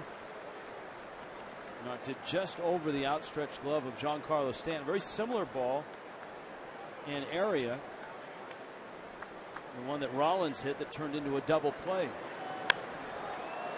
Kendrick, one of those guys, Rich, that just could always hit. You look at his minor league numbers. Just under 400 games as a minor leaguer and a 360 career average in the minors.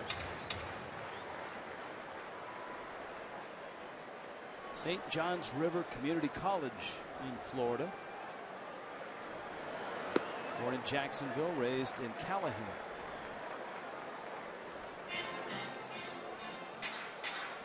Jessica might know where that is. That's right.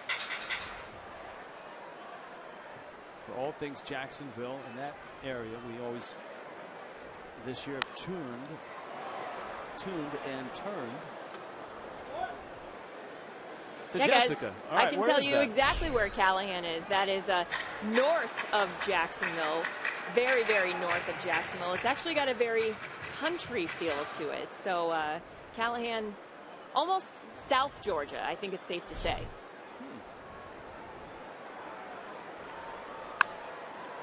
Bouncer. Echeverria across the diamond in time to get Callahan's own Howie Kendrick. Number 23. And here comes San Diego's own and Tijuana. He was raised in both cities. Adrian Gonzalez. Of course, this franchise, even though it's north of San Diego and the Padres, has such a rich tradition in Mexico. And almost all of that has to do with a man who's broadcasting here. Saw him tonight. Fernando Valenzuela.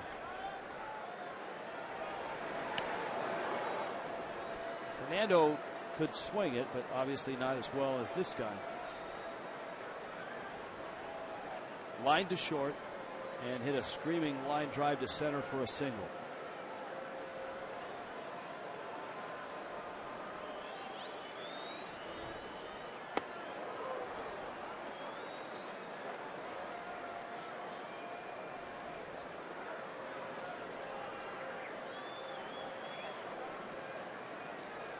There's Fernando.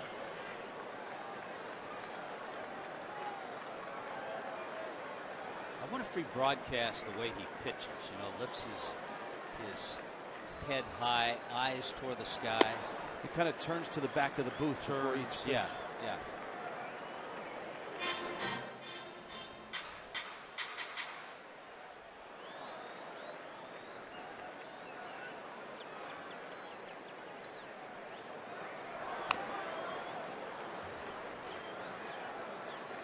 And speaking of Mexico, it's always fun when you do some research and it turns up something else. I was looking at the young Cuban outfielder the Dodgers have, Alex Guerrero. Drive, left center, Ozuna, and over for it is Yelich, and he makes the catch. Guerrero was the young player who got into it in AAA last year with veteran major leaguer who was in AAA for the Dodgers, Miguel Olivo. And I pursued where Olivo is this year, and he too is in Tijuana. Really? Yeah. How cool is that?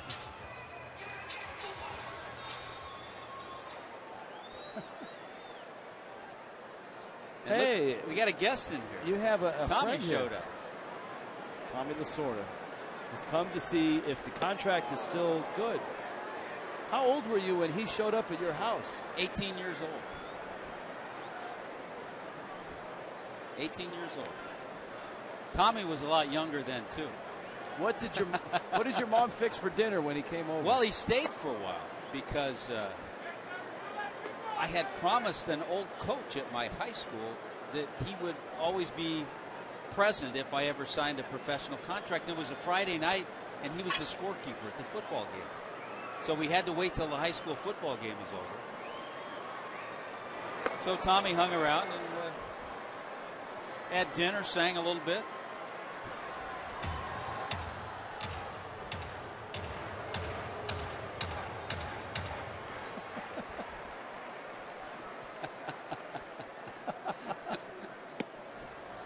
Pitch misses outside.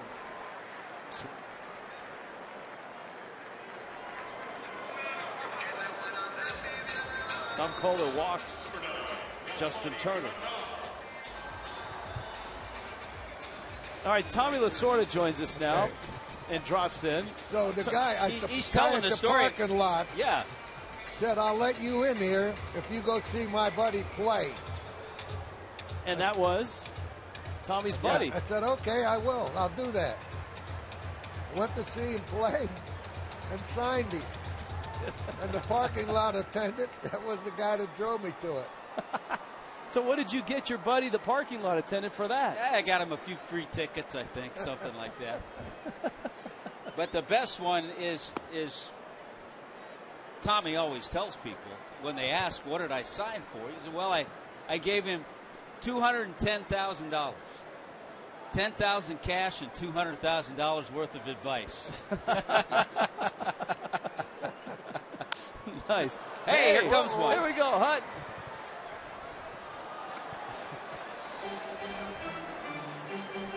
Well, it worked out because not only did he sign you, but Tommy, you got to manage Tom in AAA on those great Spokane teams. We had some good teams in Spokane, didn't we? Yeah. Yeah. One time, at first he hit a 3-run homer. Then about 2 innings later, little roller, and D. Gordon. Oh! Then 2 years later, he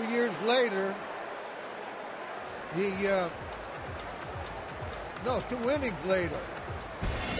2 innings later, he hits another home run. He hits a 2-run homer. Yep. So he's knocked in 5, right? At the bottom of the ninth, they bring in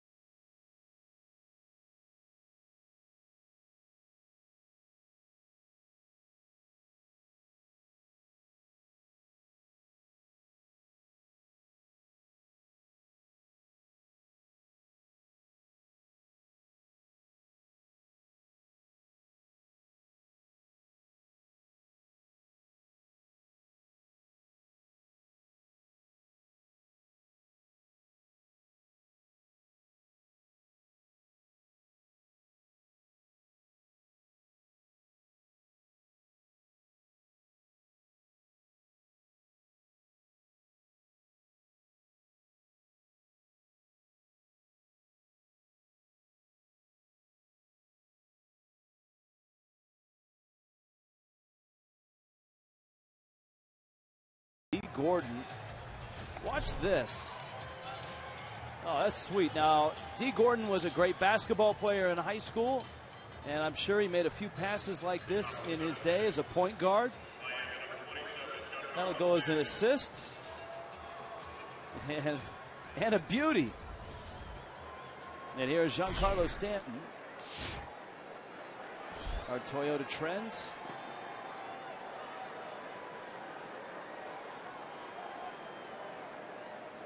As Zach Greinke gets set. Stanton, Ozuna, and Yelich.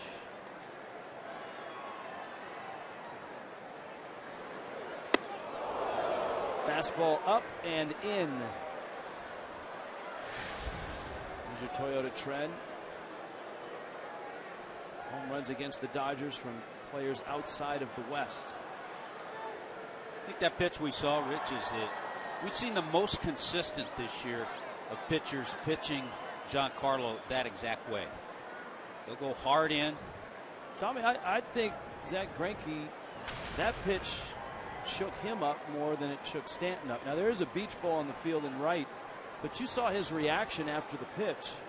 Stanton kind of flinched and turned, but Greinke, for a second, had to collect himself. Watch Greinke.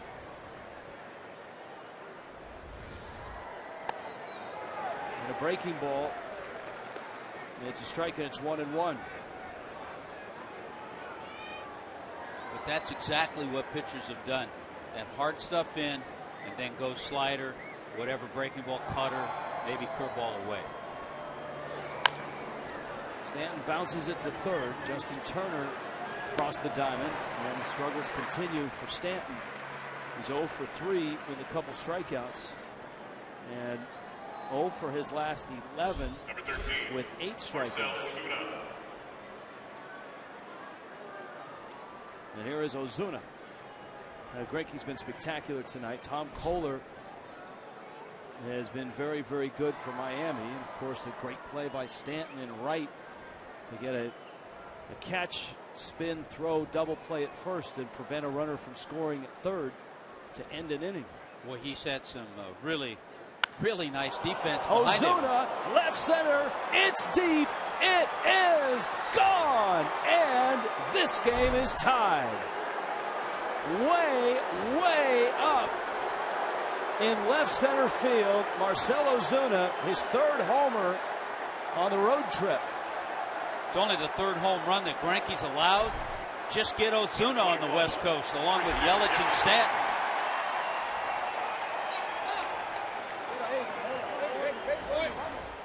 Just the third home run that Greinke has given up. And that was a towering shot.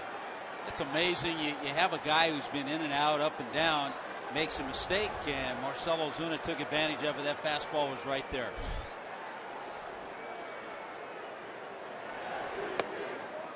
And Greinke misses up. Look at the pitch. Set up outside. Grandal wanted that pitch, the fastball away. It came back middle of the plate. Again, that pitch to Stanton really seemed to do something to Greinke. He reacted to the pitch. It took him a while to get back up on the mound. Stanton bounced out, but Ozuna hits it about 12 rows deep in left center. And Yelich lifts one foul and out of play. Boy, Ozuna, one of the scouts that was in our booth before the San Francisco game was just raving about the bat speed that he saw from Ozuna. Bat speed and the quickness in his hands.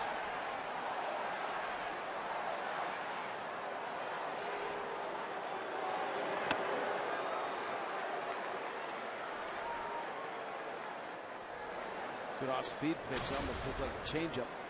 See, that's what's hard to tell with Greinke because the variation isn't 8, 7, 8, 9 miles an hour. There's only maybe 4 or 5 miles an hour difference. So there's fastball 91. That pitch before was 88. Full count. Morse is on deck. Miami has tied it 1-1 here in the 7th.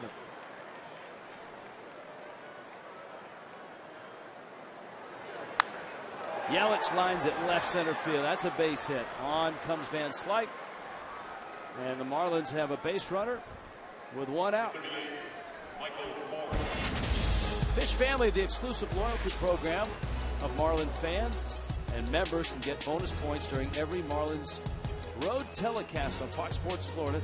To learn more, log in right now. Marlins.com/fishfamily. Tonight, the bonus code is runs.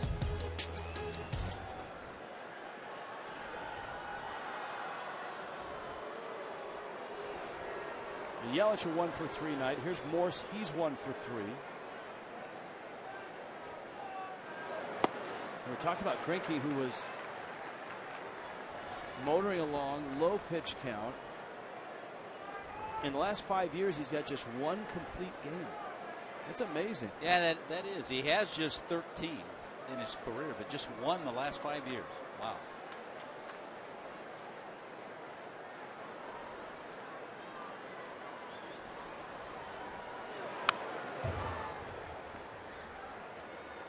Oh, 2. Morse behind in the count.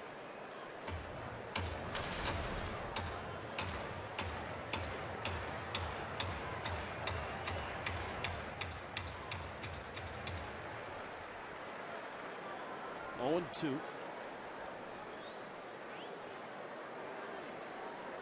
4 singles and a bomb by Ozuna. That's the sum of the 5 hits. You know, you talk about those, the lack of complete games. The other side of the coin, Greinke, 5 of the last 7 years, has had 30 starts and 200 innings. And that's why you expect that he would have more. You would have thought, yeah. But then again, it's the nature of the game. What did we say the other day? Max Scherzer has 1 complete game in his career. Morse again to right field. That's a base hit. Yelich thought about first to third. Ethier gets it back in quickly. And the Marlins have 3 consecutive hits. And here's Real Muto. All of a sudden, Michael Morse really getting locked in. This is a swing we saw a lot of in spring training. Stays back, drives that ball that way, and when he gets a pitch that he can pull, he will pull it. And I think all of a sudden you'll start to see some more power come too.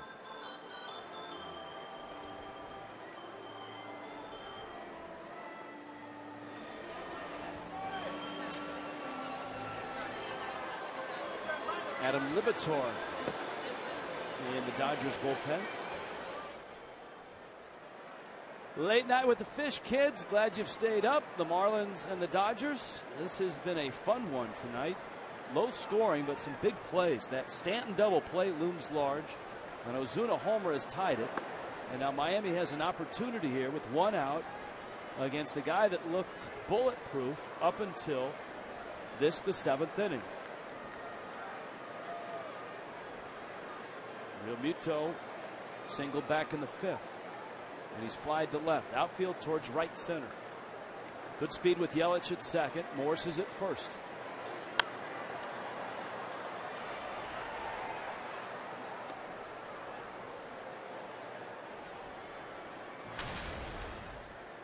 Hey, think about it too. Real Muto only played 3 games in AAA before his call-up. So he really never got the opportunity to get settled in. He's been thrown into the fire, as they say, and done a pretty good job. Still looking for that first big league home run.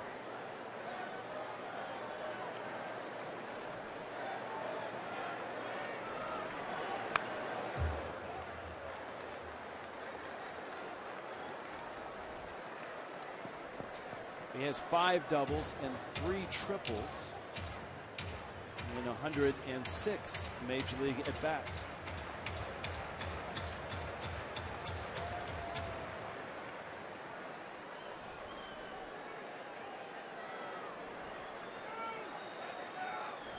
One and 2.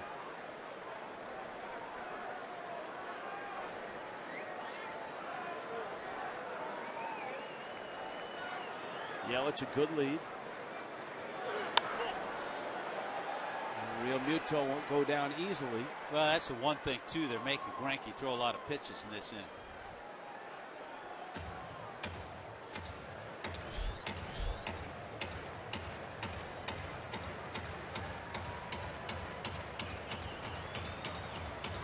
Highest pitch total in any inning so far, and he's only got 1 out.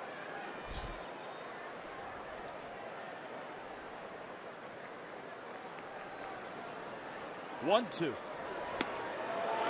It's out. Grandal held it. Greinke wanted it, but it was out. Yeah, I think part of that was because where Grandal was set up. So he's set up right there, and Greinke hits the target. That's always one of those pitches that fools the fans. And oftentimes a dugout.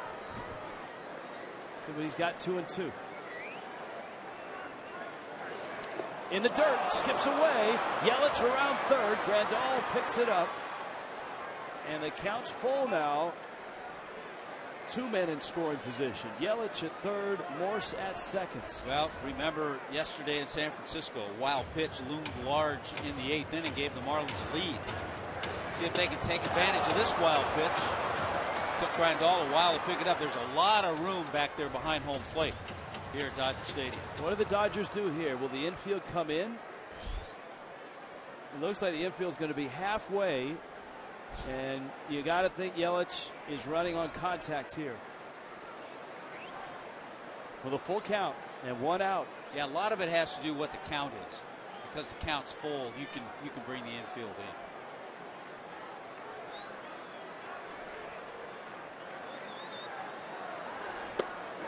in. He took it, no swing, bags are loaded, and here comes Echevarria.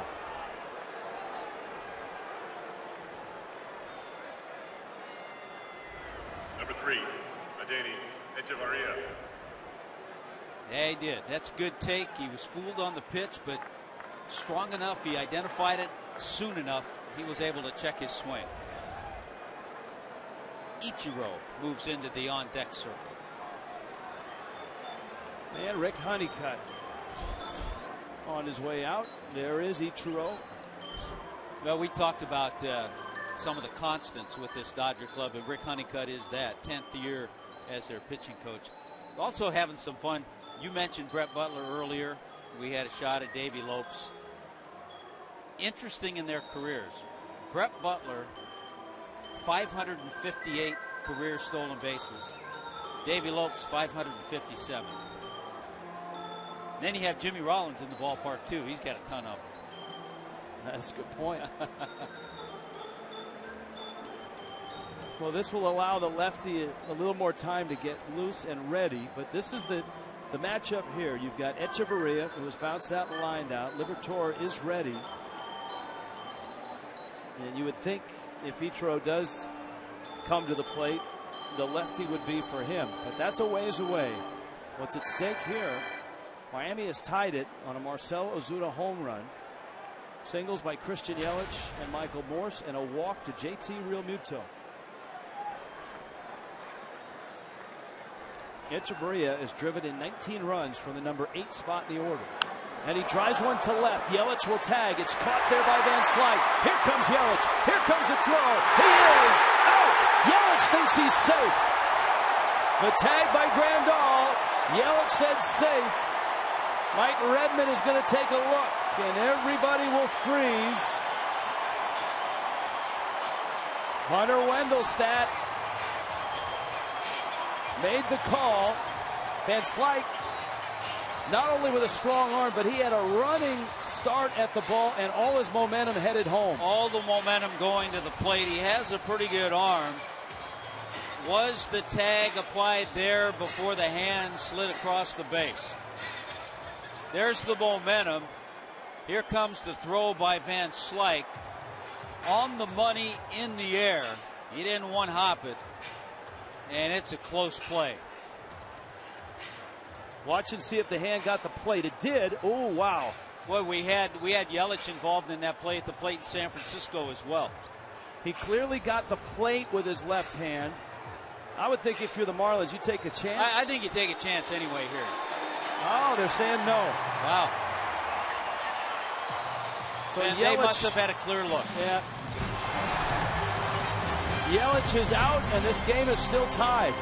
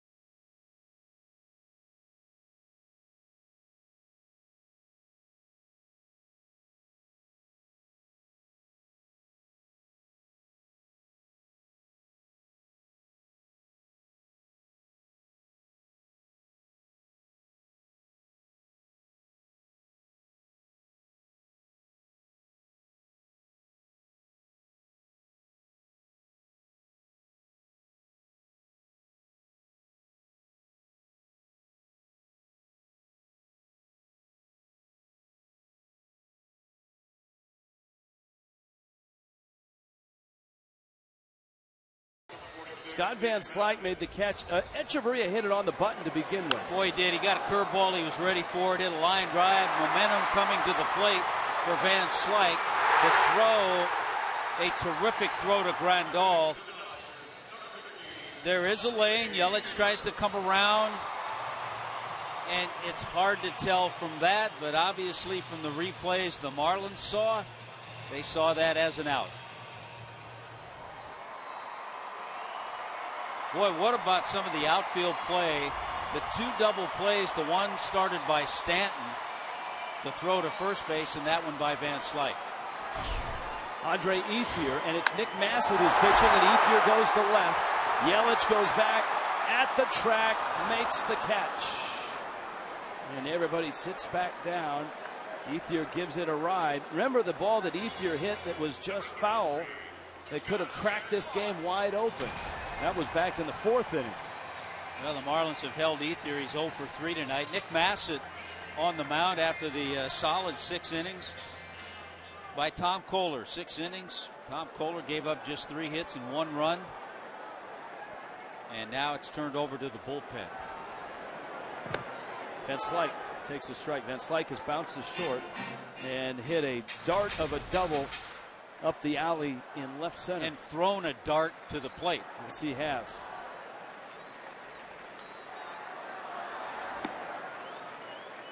Bassett misses away. And with the Dodger bullpen working right now, that's probably a pretty good indication that Zach Greinke's night is over. Chris Heisey is on deck. Greinke's at 91 pitches.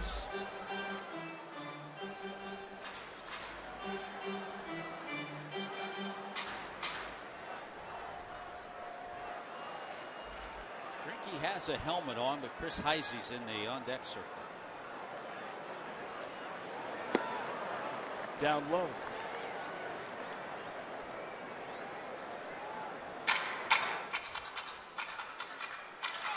Exciting game. We had Tommy in the booth for 2 innings. That's been right, watching this. We had a third analyst for a while without a headset on.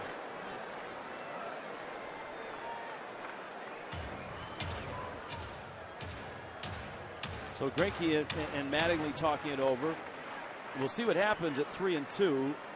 Heisey's probably the hitter, you would think. And we'll see. Foul back. Look out, Vinny.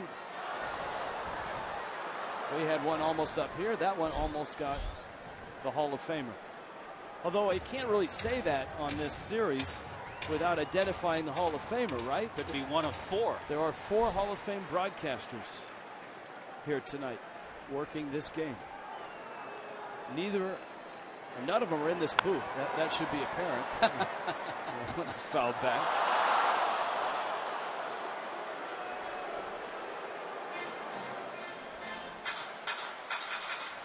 Of course, Vin Scully of the Dodgers. Jaime Jarrín, a great Spanish broadcaster. And with the Marlins, Dave Van Horn and Felo Ramirez. Back to the screen. Counts full. Scott Van Slyke. 45 at bats. Van Slyke 5 doubles, driven in 9. On base percentage over 370. And a busted bat single. Yelich bobbles it. Van Slyke didn't stop. Yelich recovers. He is safe.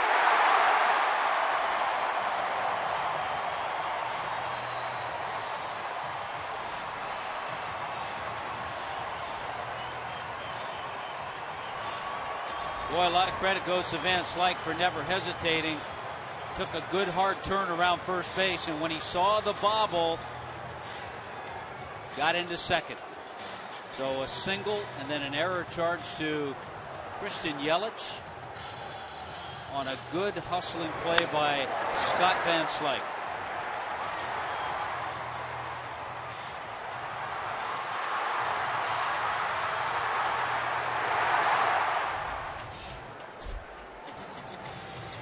And an error on Yelich, the Gold Glover. Well, we had a multitude of guys in the on-deck circle. We saw Greinke with a helmet. We saw Heisey. Now it's going to be Alex Guerrero, a guy who has quite a bat. We're still trying to find where the best position might be for him, but he can swing it. 27-year-old Cuban. 7 years in the Cuban League. And he tore it up down there. Right-handed bat, Massett. Misses away.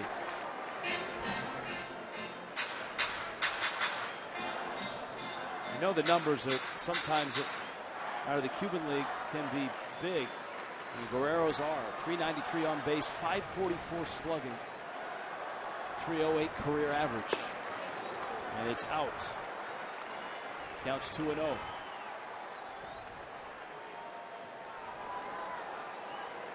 Nobody throwing in Miami's pen. Massett in for Kohler.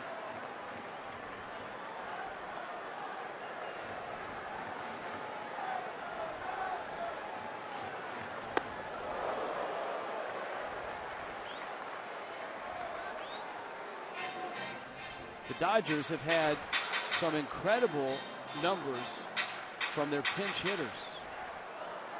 4 pinch hit home runs already. That's amazing. In 30 games, 4 pinch hit home runs. Yeah, Justin Turner has a couple. That one into shallow center on a 3-0 pitch. That is a break for the Marlins and for Massett. And Guerrero, the other 2 of those pinch hit home runs. So big out there. Number 31, John Peterson. Now Peterson.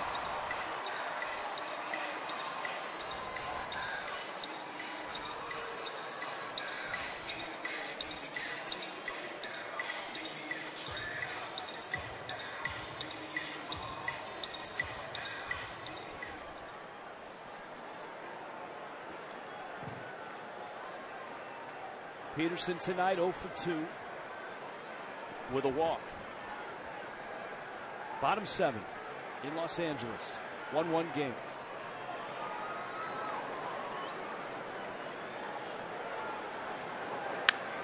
Up the middle into center field. That's a base hit. And Van Slyke coming to the plate. He scores. The Dodgers have a 2-1 lead.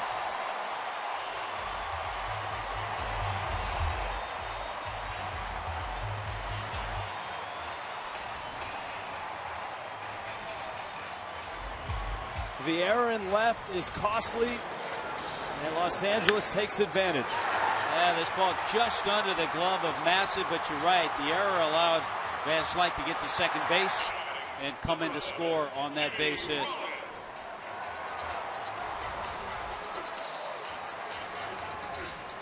Here now is Rollins.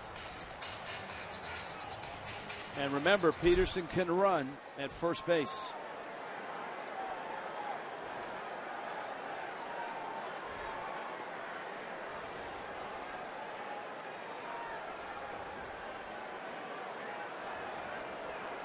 He's leaning and he's running. Pitch is low. Real Mutos throws a beauty, and it's waiting. And Echeverria tags him out. Wow, what a throw by JT. But the Dodgers get a run and lead it after 7, 2-1.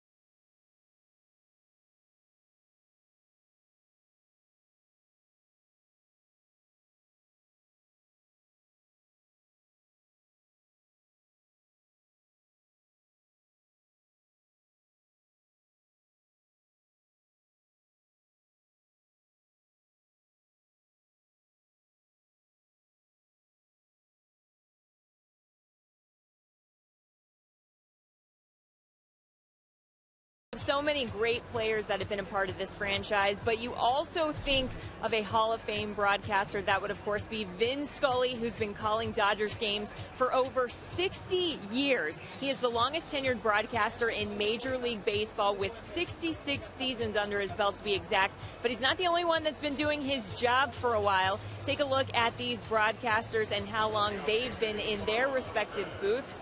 Vin Scully leads the way with 66 seasons, but other guys like Denny Matthews, Bob Uecker, Mike Shannon, guys like that, they have been with their respective ball clubs for over 40 years as broadcasters. And Tommy, I know you have a very special relationship with Vin Scully. Huh? You and Vin Scully just... You know, I just remember being a kid growing up in Southern California and certainly listening to Vin Scully, then being signed by Tommy Lasorda, another Hall of Famer, and being a part of the Dodger organization. And it wasn't Vin, it was his partner Jerry Doggett at the time. But my first pregame interview was with Jerry Doggett, his longtime partner. Trainers came out to look at Jock Peterson. He had just been thrown out by JT Realmuto. You can see the remnants of that slide. Try a little matrix slide right there. He knew he was out by a long shot. Been a rough day on the bases for Peters. Remember, he made the mistake of getting caught off first on the great Stanton play, which was an inning-ending double play and wiped out a run at the plate. Jeff Baker. Adam Liberatore is the Dodger pitcher. Boy, they have a couple of guys out of their bullpen, Liberatore being one. It's his 9th appearance, but look at the numbers. He's given up just one hit in his 9 innings of work. Opponent's hitting .037. D. Gordon to follow. Baker takes a strike from the outside corner, and it's 1-1. Remember, Ichiro was on deck when that play at the plate happened, the double play that ended the 7th. Baker and Liberatore getting a A gift of a strike on that 1-0 pitch. Ichiro was not announced to start this inning, so by all accounts, the Marlins still have Ichiro on their bench. Count 2-1.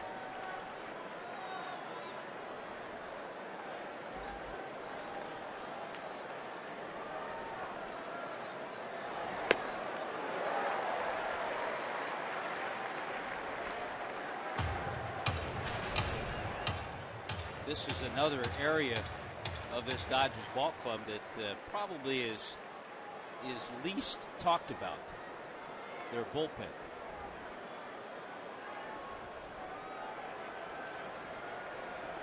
Two. Breaking ball up. Liberatore, a member of the Tampa Bay Rays organization, have not been able to get to the big leagues, but was traded over to the Dodgers in the offseason. And there is former Marlin Chris Hatcher, a part of that bullpen. Went to high school in Beaver Falls, Pennsylvania. Here's a 3-2. Is it Joe Namath from Beaver Falls? I was just going to say that's Joe Namath territory, I believe. Yeah. And that one clipped Grandal. Just pick a small town in Pennsylvania, and there's a great NFL quarterback that came from. Could be a Dan Marino. Isn't Jim Kelly? Joe Montana.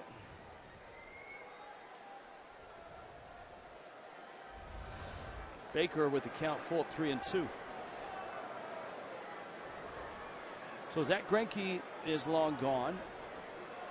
But with that run that the Dodgers scored, Greinke is in line to win his 6th game.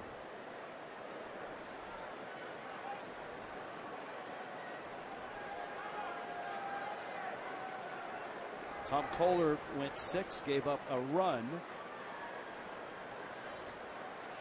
Baker gets 3-2. He let it fly. He got that fastball that he was thinking about. He got it and just fouled it straight back.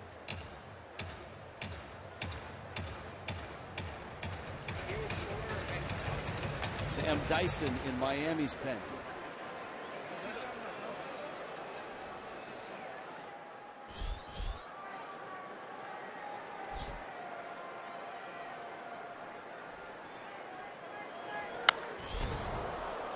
Baker down the right field line. Ethier into the corner, and he leaps up into the seats.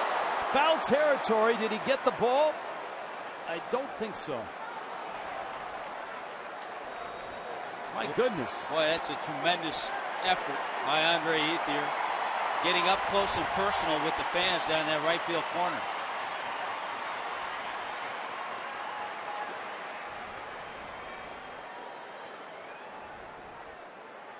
Did the ball?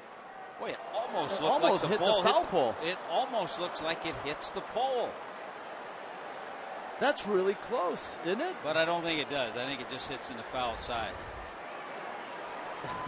That's closer than you would expect. He almost overran the ball, it looked like. Yeah, Baker almost homered. That narrowly missed the foul pole. We have to wonder if Liberatore will stay with the fastball. Grandal moves outside. He does. We have a few more angles. Watch this again. The ball comes down. He overruns it. And it just misses. It's a yellow seat right there. Just missed the foul pole. That's inches from a home run. With Ethier coming in and out of your picture. Good at bat by Baker. 3-2 again. Got him. Change up.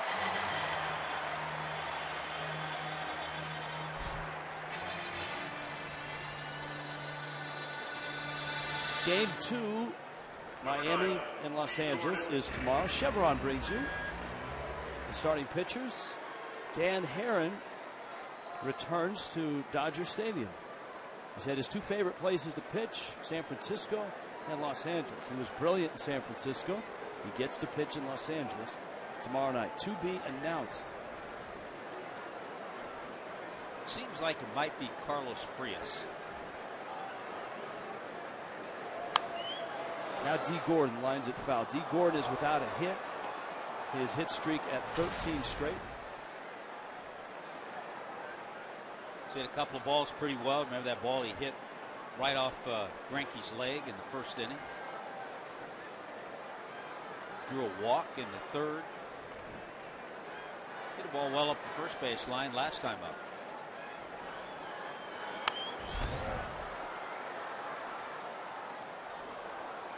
He's had a couple of high heaters.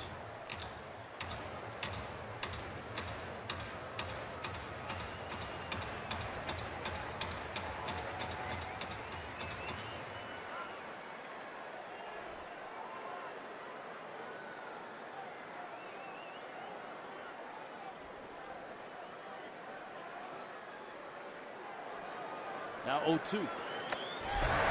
And he got him with a high fastball. So Gordon strikes out. A pair of strikeouts for Liberatore. Well, you can see the pattern. Once they got ahead, they wanted to stay up there. And that's where Liberatore did, and he got Dee to chase it. So Liberatore did his job. Now it's going to be Chris Hatcher matching up against Martin Prado. West Kendall Toyota called to the bullpen. Former Marlin Chris Hatcher coming on.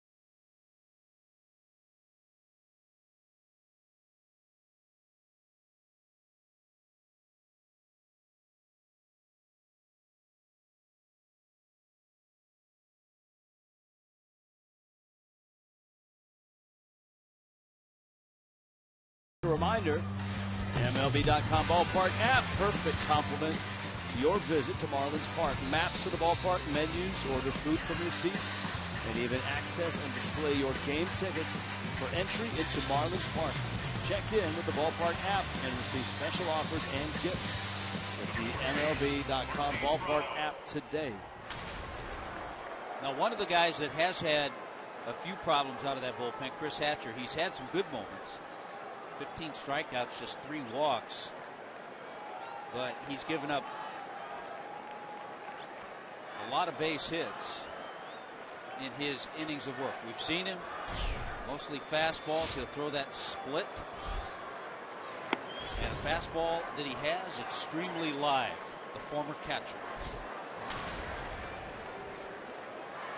There are 2 outs, and Giancarlo Stanton is on deck. Otto trying to get on base here.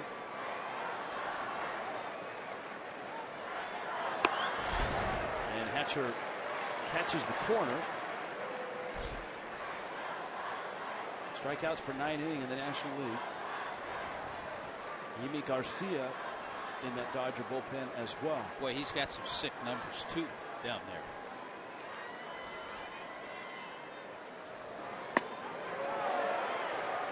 Well, if Chris Hatcher can throw that pitch for a strike, the Prado's not happy, and there's the reason why. It was plainly out. Well, we've seen that called a lot tonight. Yes. By Hunter Wendelstedt. And I say plainly, and it's a lot easier to look at a little box than call it live. Here's a 1-2. And it's down. It's 2 balls and 2 strikes. Paco Rodriguez. Now, he doesn't throw 98, but he's got good stuff.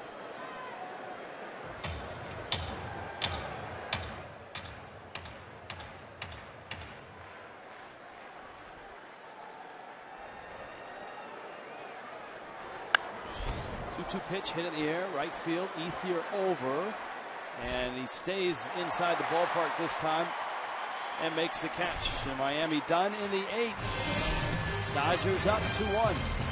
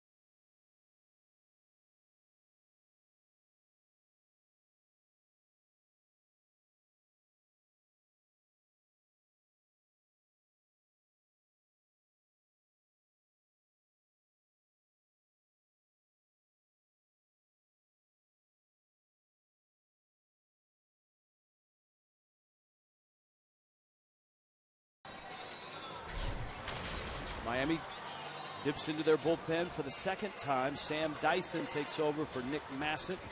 6 innings by Tom Kohler. He gave up a run on 3 hits. Massett touched for an unearned run in the 7th inning. And now here is Dyson trying to keep it at 2-1 and get Miami to the 9th.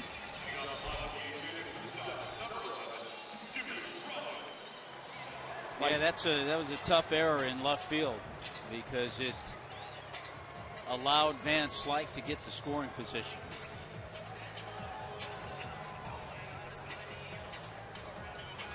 Jimmy Rollins, Howie Kendrick, Adrian Gonzalez getting into the teeth of the Dodger order. And Yimi Garcia is warming up in the bullpen. He of the electric arm, who has been making a lot of noise in the National League. Dyson gets a strike on Rollins. Well, we talk about hard throwers. I mean, Chris Hatcher just came in. He was throwing 98.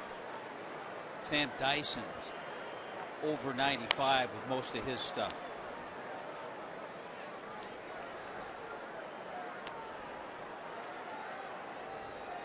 Rollins hit the shot in the 5th inning that set the play in motion.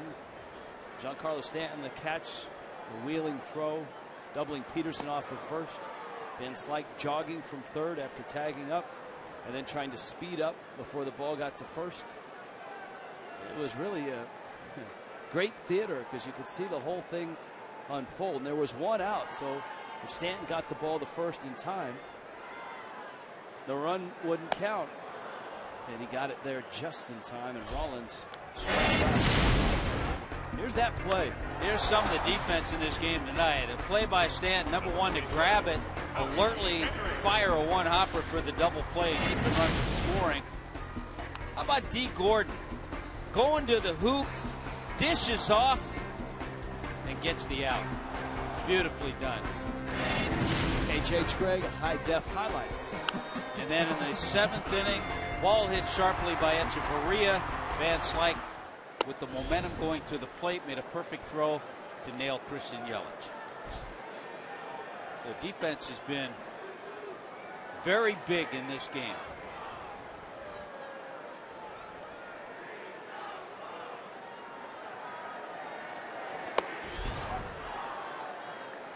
Howie Kendrick.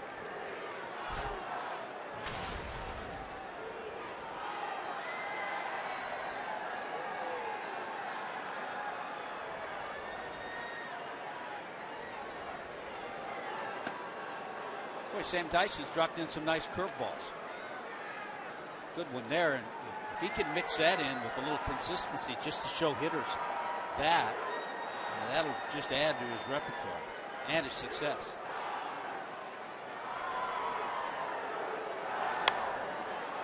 Slowly hit, Prado streaks across the infield and gets the out. So a couple outs for Dyson. Adrian Gonzalez has not been an easy out tonight. He's 1 for 3. If Dyson can get this game to the 9th and still keep it at 2-1, Miami has Stan, Ozuna, and Yelich, with Morse and Real Muto if anybody reaches. Well, you like that group coming up.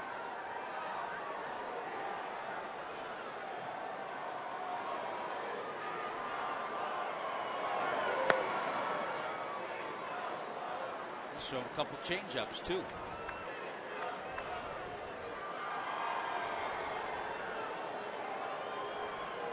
Well, we told you at the very beginning of the game, this is a tough team to beat in their ballpark.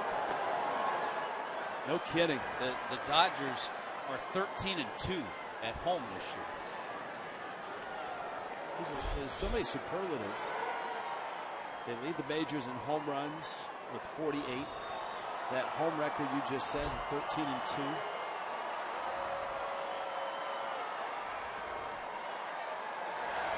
Well, the other thing, they lead Major League Baseball in roster moves. 40 roster moves this year. This is game number 31. So that demonstrates a little of their depth. Gonzalez lifts it, left field line, and foul. And that was close to the foul pole.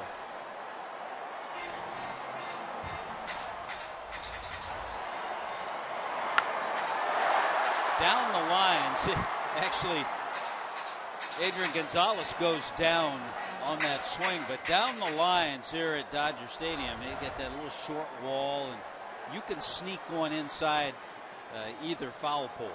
It's also very tricky for right fielders and left fielders, because if you get a hard hit ball, it can carry them around in that corner. It's not an easy play. Kansas City has a real difficult spot in both lines for left fielders and right fielders because of that.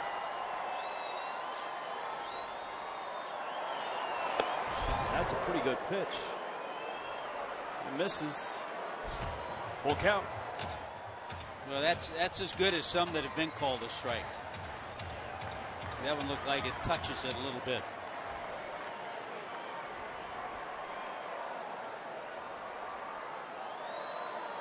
See what Gonzalez gets here.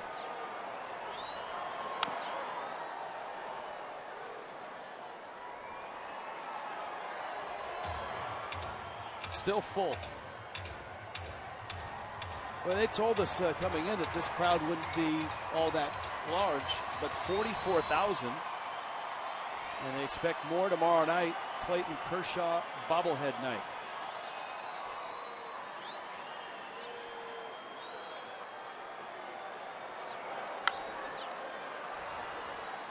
Dee Gordon gets the hop, flips it up. Miami's going to the ninth, down a run. Stanton, Ozuna, Yelich for the Fish. 2-1 Los Angeles.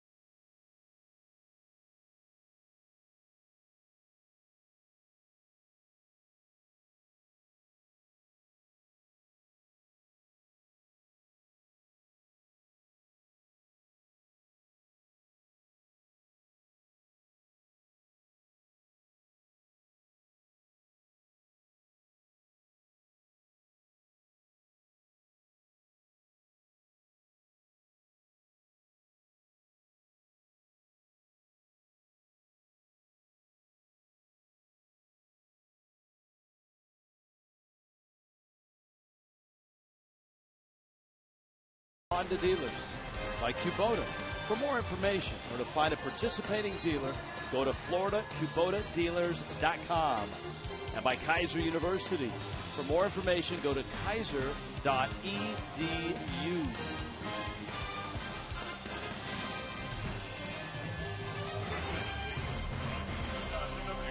2-1 Dodgers. The Dodgers, with injuries at the back of their bullpen, turn to Yimi Garcia, his 15th appearance. He has one career save. He got that in late April in San Diego. Look at that, 23 strikeouts in his 14 and a third innings, just 4 walks. Opponents hitting below 100. Electric stuff. Out of the Dominican, he was a guy early in his career they saw as a starter. He started, and then all of a sudden they saw that arm and put him in the bullpen, and he's been there ever since. Well, let's see if Giancarlo Stanton gets a few fastballs in this at bat. Breaking ball, and he popped it up and out of play. Kind of a slurvy slider from Garcia. Stanton's struggles have continued tonight. He's 0 for 3, 2 strikeouts. 0 for his last 11, 8 strikeouts. There's that slurvy breaking ball. 1-1. Marcell Ozuna on deck. He homered for Miami's only run. It was in the 7th.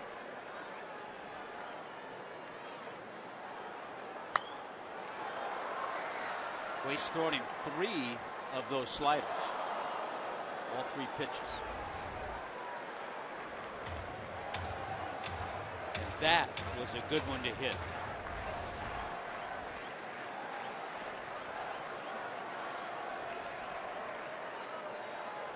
1-2 pitch. Fastball struck him out. And Stanton, 3 strikeouts tonight. Well, 3 sliders, and then he goes hard heat. Fastball. And after seeing those 3 sliders, the 95 looks like it's 105. So it's Ozuna.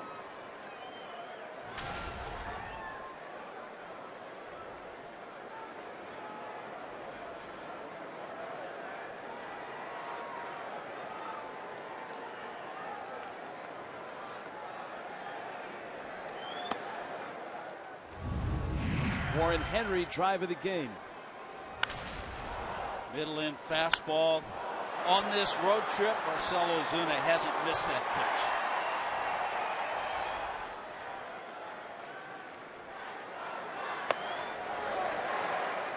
That one backed up and stayed on the inside part. The average on the road trip isn't huge, but now 3 home runs, and they've come in the last 5 games.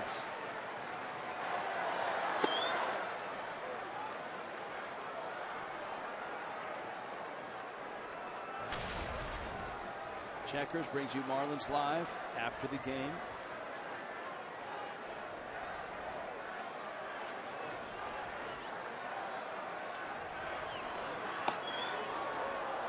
And it's in. Ozuna had 2 homers in San Francisco, 1 here in Los Angeles.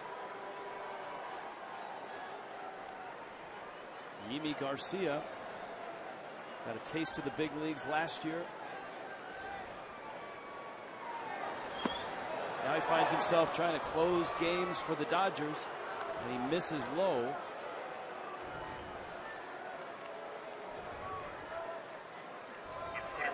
Here comes Yelich. Well, an opportunity for Christian Yelich. Base hit his last time up. Sent one into left field for a single. You know, the Dodgers have been winning games, but they haven't had a lot of situations like this. The last 14 games, this is only their 2nd save opportunity in the 9th. Well, when you lead the major leagues with 48 home runs, you're putting up a few runs, not having too many save chances.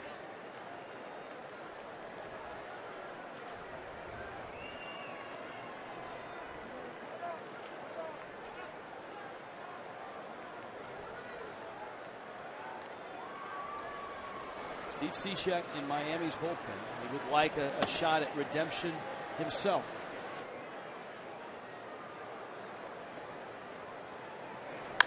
Yelich cracks one to left, and it's deep, and it's gone! Christian Yelich, a 2-run shot, redemption! Absolutely beautiful with the swing, driving the ball that's jumping a little bit better here at Dodger Stadium, driving it the other way. Redemption is right, Rich.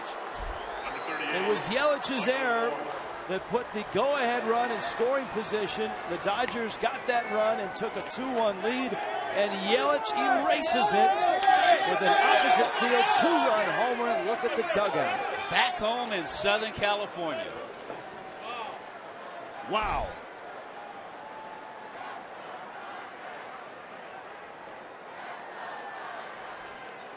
First one of the year for Christian Yelich.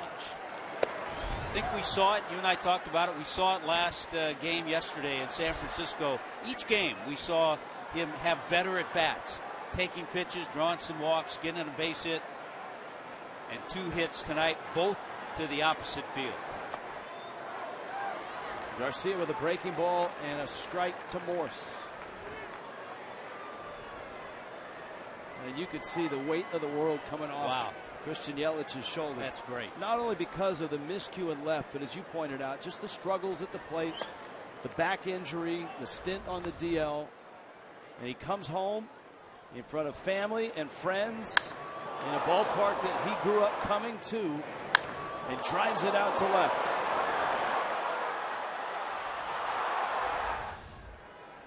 One, 2 to Morse.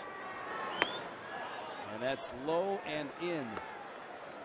And so Steve Cishek is getting ready in Miami's bullpen. He'll have to climb back up on the horse after his blown save in the bottom of the 9th yesterday in San Francisco.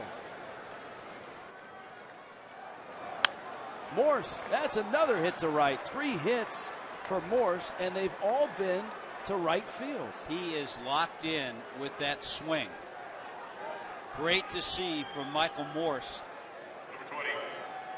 He has 6 hits now, his last 12 at bats. Give Mike Redmond a lot of credit for starting Morse that first game in San Francisco.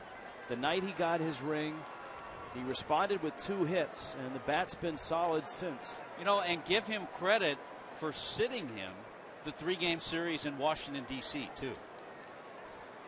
To work on things mentally, physically, and it really looks like it's paid off. Real Muto.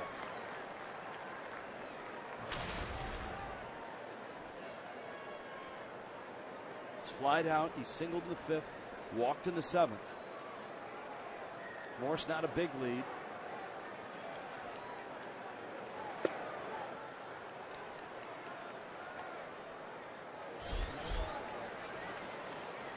Cishek getting ready.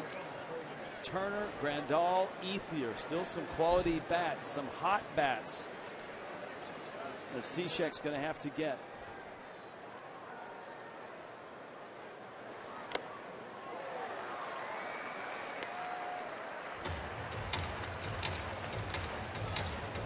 Another veteran in that Dodger bullpen, J.P. Howell.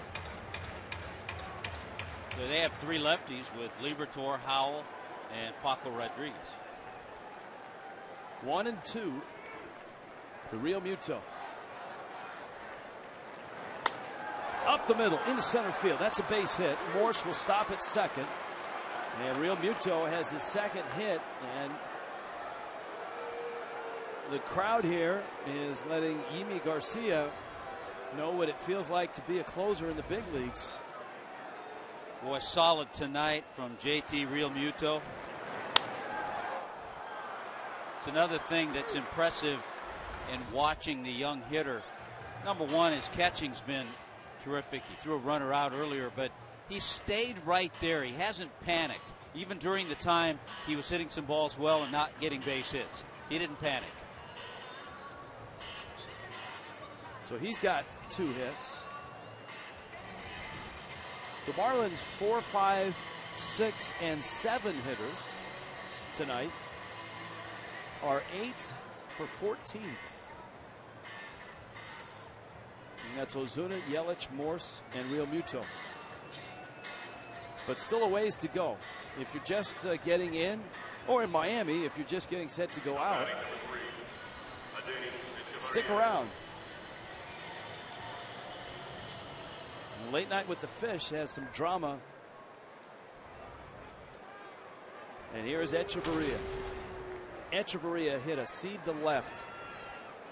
The ball that Yelich tagged up on and was thrown out at the plate by Scott Van Slyke. Goes after a slider and pops it into the seats, foul. The Marlins, Rich, have been able to bunch things together tonight. The other inning they scored, the inning that Ozuna hit the home run, they put together 3 straight hits, and 3 straight hits so far here in the 9th as well.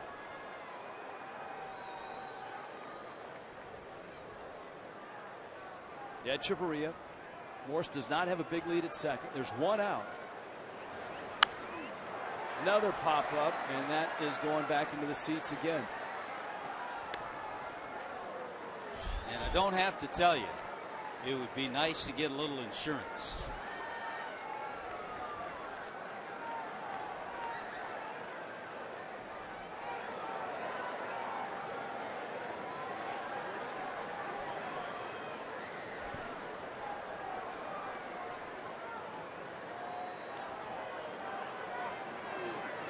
Breaking ball clobbered. Left center. Van Slyke there, and he's making the catch right in front of the track. Boy, Etch has hit it hard to left twice and had nothing to show for it. That's one of those situations, if he didn't have 2 strikes on him, he probably gets to that pitch a little better. But try to protect, gets a breaking ball. Maybe didn't hit it right on the nose. But unfortunately, Van Slyke was right there. Now Ichiro.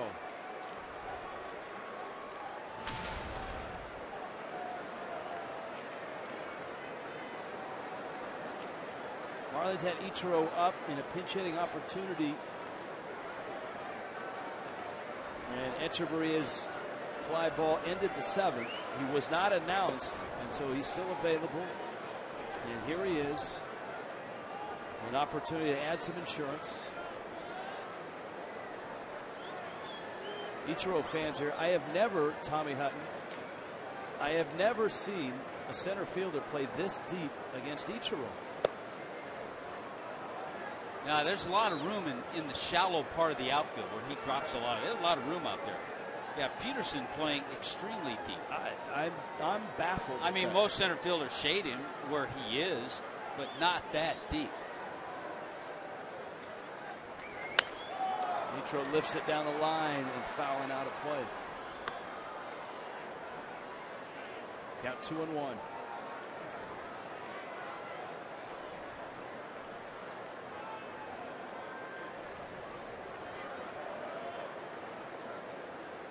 As a pinch hitter, 2 for 10.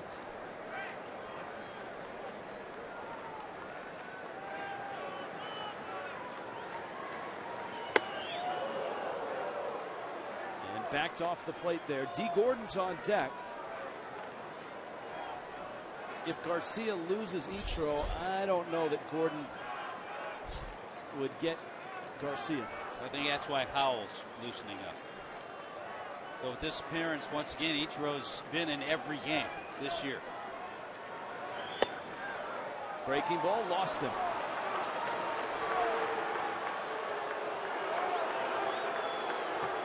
Bags are loaded. Let's see if Don Mattingly makes it the appearance.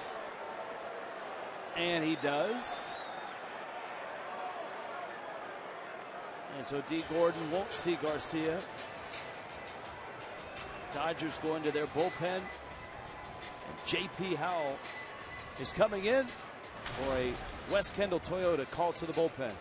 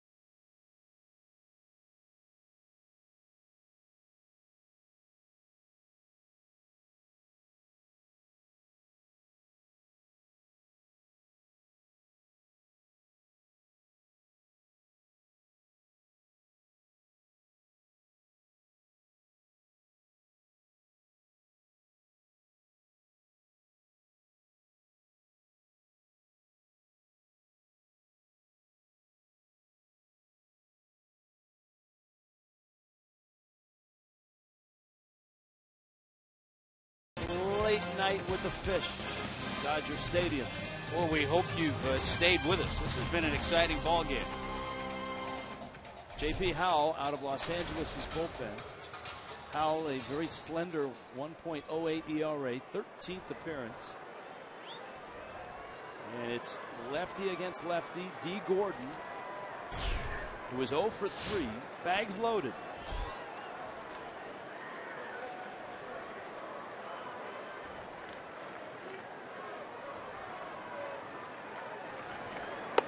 Gordon has hit in 13 straight, but obviously not tonight. Corners are in. Marlins would take an infield hit here, any type of hit. Morse at third, Realmuto at second, Ichiro is at first. And Gordon takes in, it's 2-0. I'll tell you the really interesting number on Howell. Yes, the ERA is small, but it's deceptive with a reliever. In his 8 1/3 innings, he's given up 12 hits.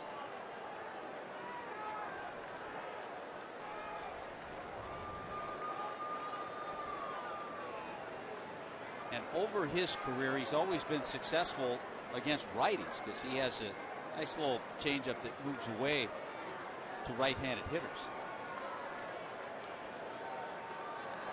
2-0 pitch coming. Strike. And it's 2-1. That time looked like D was just taking that pitch all the way. A.J. Ramos in Miami's bullpen. Steve Cishek has heated up. He's long been ready in the bullpen. He was ready right after Christian Yelich's liner left the park. Now at 2-1. Hit Gordon and it bounced up. It's 2-2. Kind of wondering why Ramos is throwing. In case Gordon hits one in the gap. That's okay. I'd still rather get Cishek some work and put him out there. And that way you save Ramos a little bit too. I'm with you. So if Cishek's heated up, I wouldn't worry about Ramos. If the Marlins busted open, let Steve go out there, get some work, get some consistency. And iron some things out. Yes.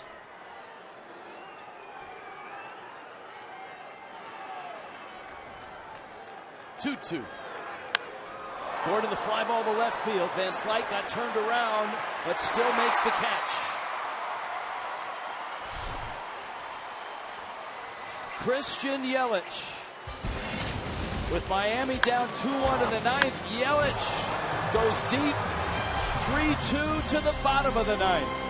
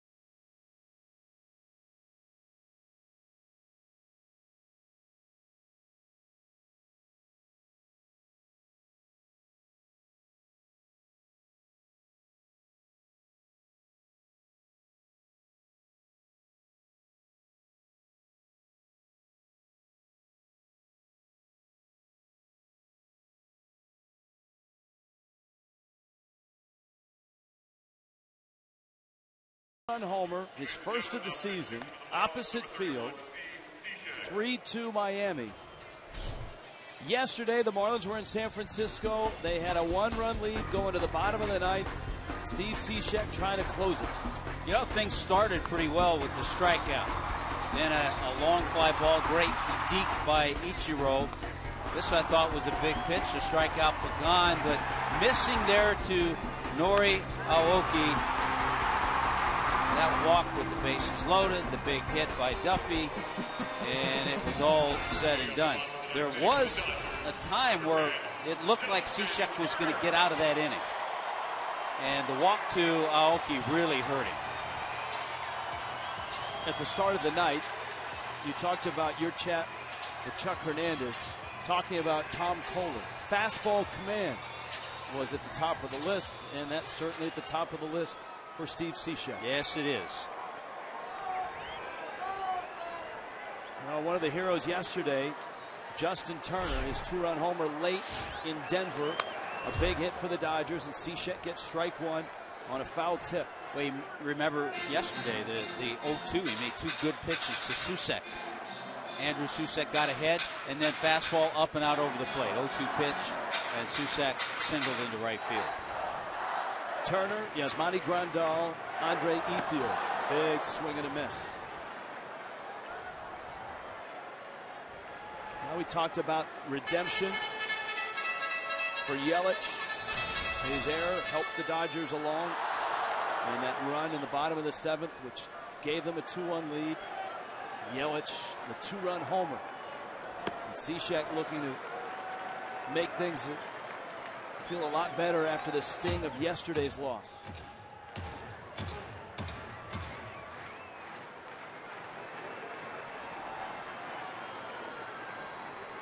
One, two. Soft fly ball right field. Stanton is on, and he's there, and he makes the catch. And any reliever, Rich, will tell you the same thing. Any closer, especially. After a day like yesterday, you don't want to sit around 2 or 3 days. You want to get right back out there in the same situation, and Steve Cishek has that opportunity. Now lined up for the Dodgers, Yasmani Grandal on the best run of his big league career. Grandal, a 6-game hitting streak, a 684 clip, but 0 for 2 tonight. An 8 RBI game. 3 homers in those 6 games. And then you got Ethier behind him, whose heroics against Miami are well documented. Almost legendary. So stay put. 2 good sliders, though. That one just missed.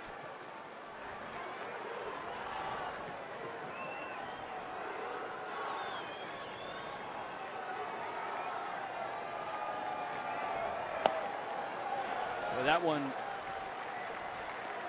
Those last 2 didn't miss by much. They're both in pretty similar spots.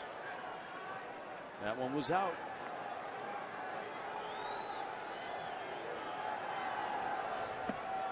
And that one's out even further. And it is 3-1.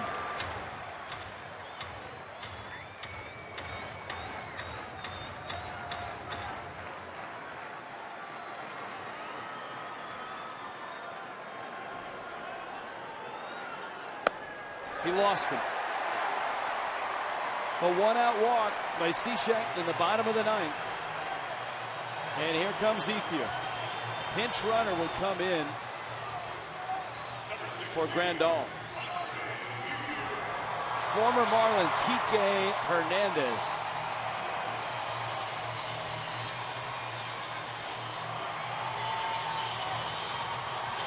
And there is Kike. He can motor.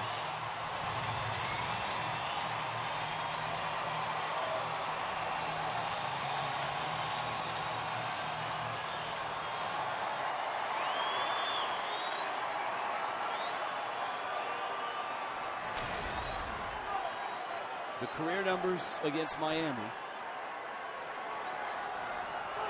And this is game number 57. Cishek misses away. It's what you call a large sample size, but he is 0 for 3 tonight. And he's 0 for 5 with 3 strikeouts against Cishek.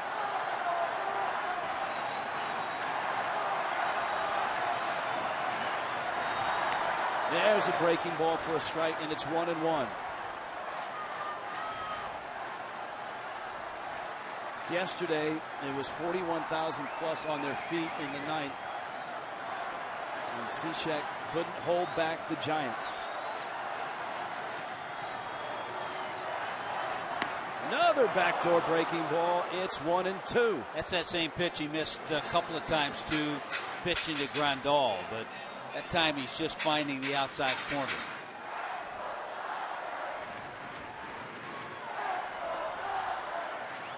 One, two. Foul back. Came in with the fastball. One pitch that Cishek worked on in spring training, especially with lefties in mind, was a changeup. And in this rough patch, we haven't seen him throw it much. Yeah, it's so hard to throw that pitch in a situation like this. Breaking ball lined into center field. That's a base hit. Ozuna has it. Hernandez will stop at second. And the Dodgers have the tying run in scoring position. The winning run at first. And here comes Scott Van Slyke. He went with that slider again. Got it up just a tad. And Ethier, who's just a good hitter, hit it hard. Good job by Ozuna to charge it and keep Hernandez at second base. And the reason it's a tough pitch, it's it's Cishek's third pitch, and the last thing he wants to do is get beat on that pitch in a situation like this. Van Slyke, 1-0. Scott Van Slyke is 2 for 3. Doubled in the 5th, singled and scored in the 7th.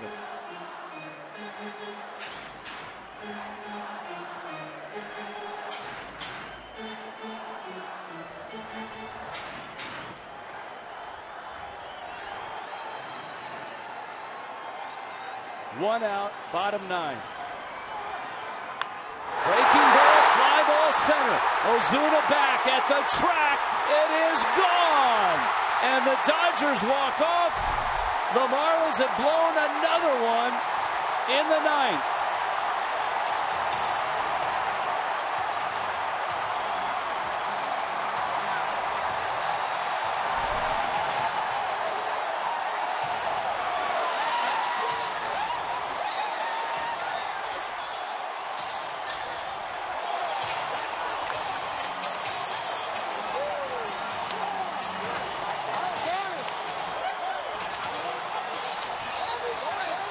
You've heard the expression, Rich, the straw that broke the camel's back. The Marlins have to do something now. You just cannot continue to lose games in this fashion.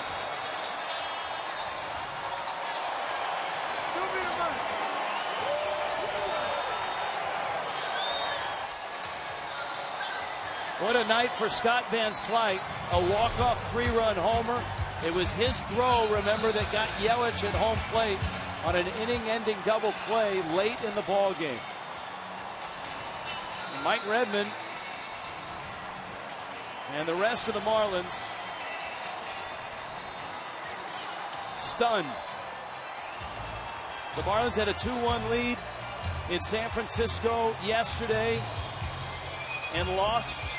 Steve Cishek back on the horse.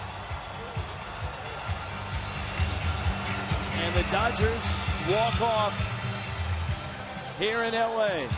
A 3-run walk-off homer.